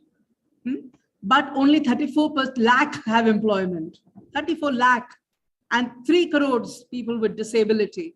50% of them are employable. 1.5 crore people. Now, Vaibhav Kothari is, he is hearing and speech challenged, and he's also an entrepreneur. I came across, across him while I was researching. He says, he has something very interesting to say. ना सुन सकते हैं, और जो सुन नहीं पाते वो normally बोल भी नहीं पाते. मेरे ख्याल से ऐसा है, तो उनको ये problem है. वो कहते हैं हायर एजुकेशन हर नौकरी के लिए मैंडेटरी है, जरूरी है, और क्या है, ब्रेल है, पढ़ाते हैं हम? नहीं पढ़ाते. साइन लैंग्वेज पढ़ाते हैं? नहीं पढ़ाते. वो कहते हैं लीगली इसको आप इनकॉर्पोरेट करें शेड्यूल्ड लैंग्वेजेस में at all levels in all schools. Option दीजिए, कोई पढ़ना चाहे ना पढ़ाए. How will you make an integrative society? Next slide please. Okay, now mental disability is a very serious issue. All right, I'm not talking about motor impairment, जिसको हम कभी-कभी retardation भी बोलते हैं. Spasticity की बात मैं नहीं कर रही, जिसमें आप बिल्कुल काफी आपका confinement हो जाता है. Cerebral palsy की बात नहीं कर रही. I'm talking about schizophrenia, जिसको हम लोग schizophrenia भी कहते हैं. So Charity, like I told you about her, she is the mother of the family. उन्होंने काफी दुख देखा है. अब उसके कारण या जिस भी कारण से उनको इतनी परेशानी होती है, अब उनके बेटे जो है वो डॉक्टर है. I'm just coming to an end. Just give me 2-3 minutes. I'm just the second last slide, I think. उनके फादर डॉक्टर है, सिद्धि मेडिसिन में एक्सपर्ट है. फिर भी वो उनको चर्च ले जाते हैं There's a Christian family, the Rai family. All right. And this is set in South India, the story, the novel. She's taken to the church to be exorcised.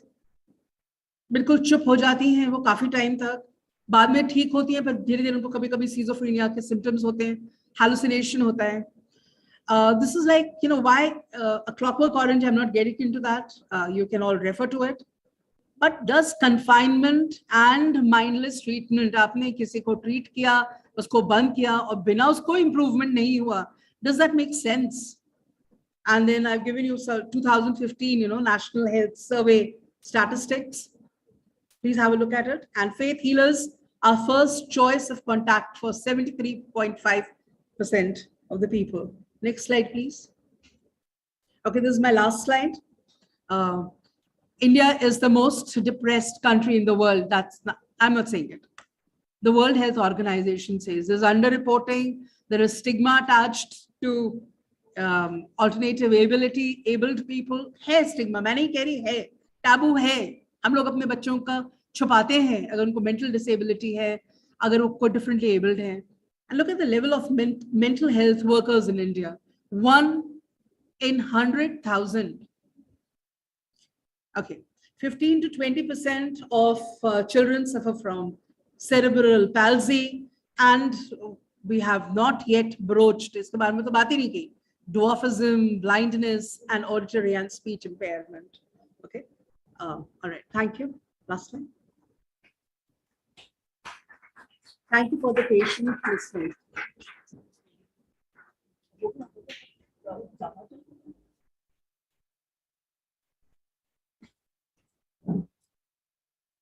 I would now like to invite our reviewer for the session, Dr. Savita Patil, to the stage and give us her comments.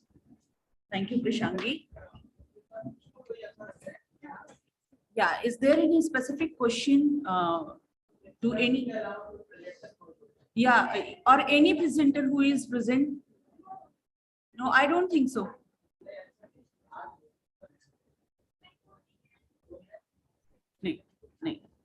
So I won't take much time, and it was a wonderful session wherein we found that, I mean, from clinical, we started with the clinical psychologist's comment that how army is actually working for the people and trying to assimilate the people, those who are differently able.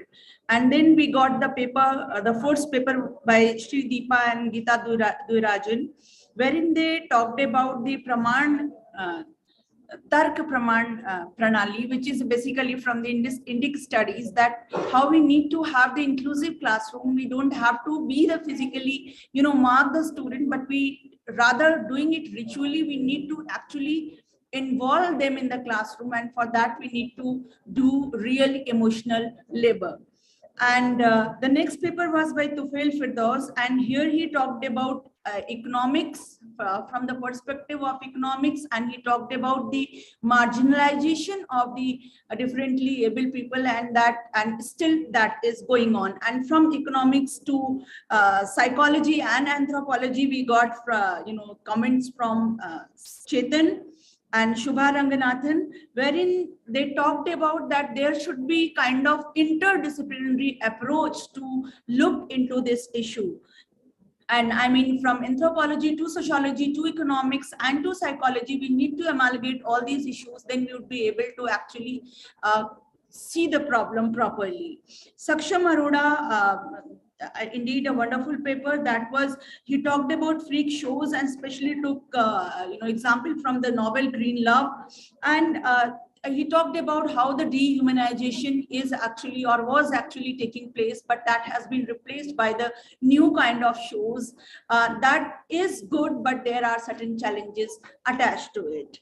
At the last paper was by Dr. Vandita Gautam, wherein she talked about the portrayal of the differently able people in different media. And again, she didn't limit herself only to talk about her novel only, but she has given examples from various spheres of the society wherein the people are actually taking challenge and they are changing their lives, and the psychology, which is still very much I mean, that is a kind of stigma.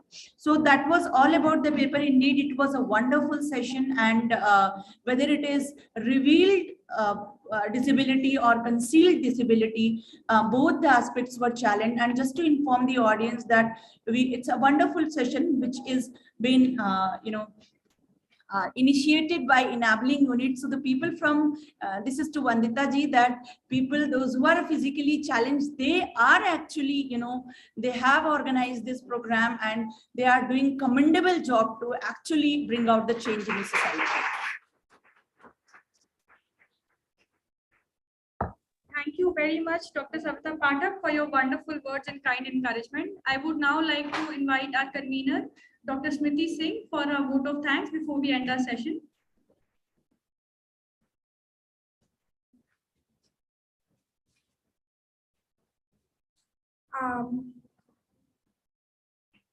Respected our conveners, Dr. Jyoti and Dr. Pramod, it's pleasure to be here and to be thanking all of you.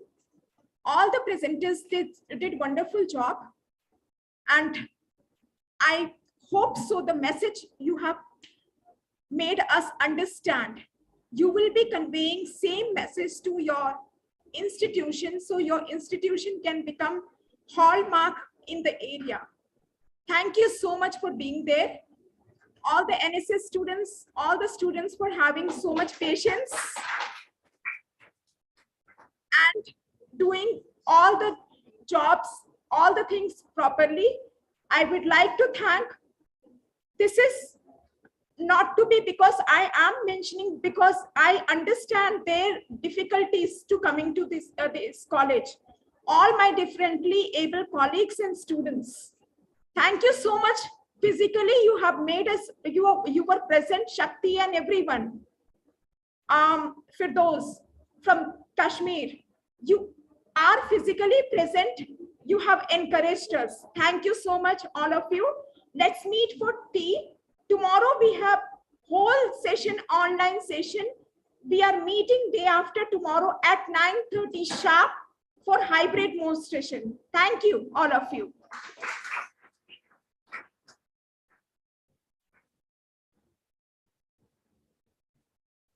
Thank you very much, Smriti ma'am.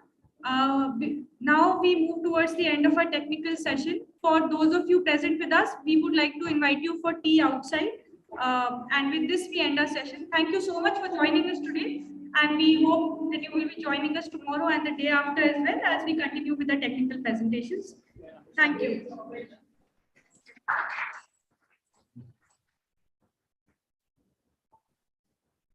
बहुत बहुत धन्यवाद। आज एक क्षमा प्रार्थी भी है, हम लोग समय नहीं दे पाए कुछ लोगों को, उनकी तरफ से थोड़ी नाराजगी रही, उनसे क्षमा चाहते हैं क्योंकि इतने सारे पेपर प्रेजेंट होने थे और ऑफलाइन में कुछ लोग हमारे पास थे और समय की व्यस्तता और सत्र थोड़ा सा विलंबित रहा। इस वजह से श्री दीपा मैम और उनके साथ जो थी उनको हम लोग ठीक से नहीं सुन पाए और मैं उनसे क्षमा मांगता हूँ, लेकिन आगे उम्मीद करता हूँ हमारा यह कॉन्फ्रेंस आगे भी होता रहेगा किसी न किसी रूप में, उन्हें अन्य अवसर दिया जाएगा। इसी के साथ आज का सत्र समाप्त होता है। धन्यवाद।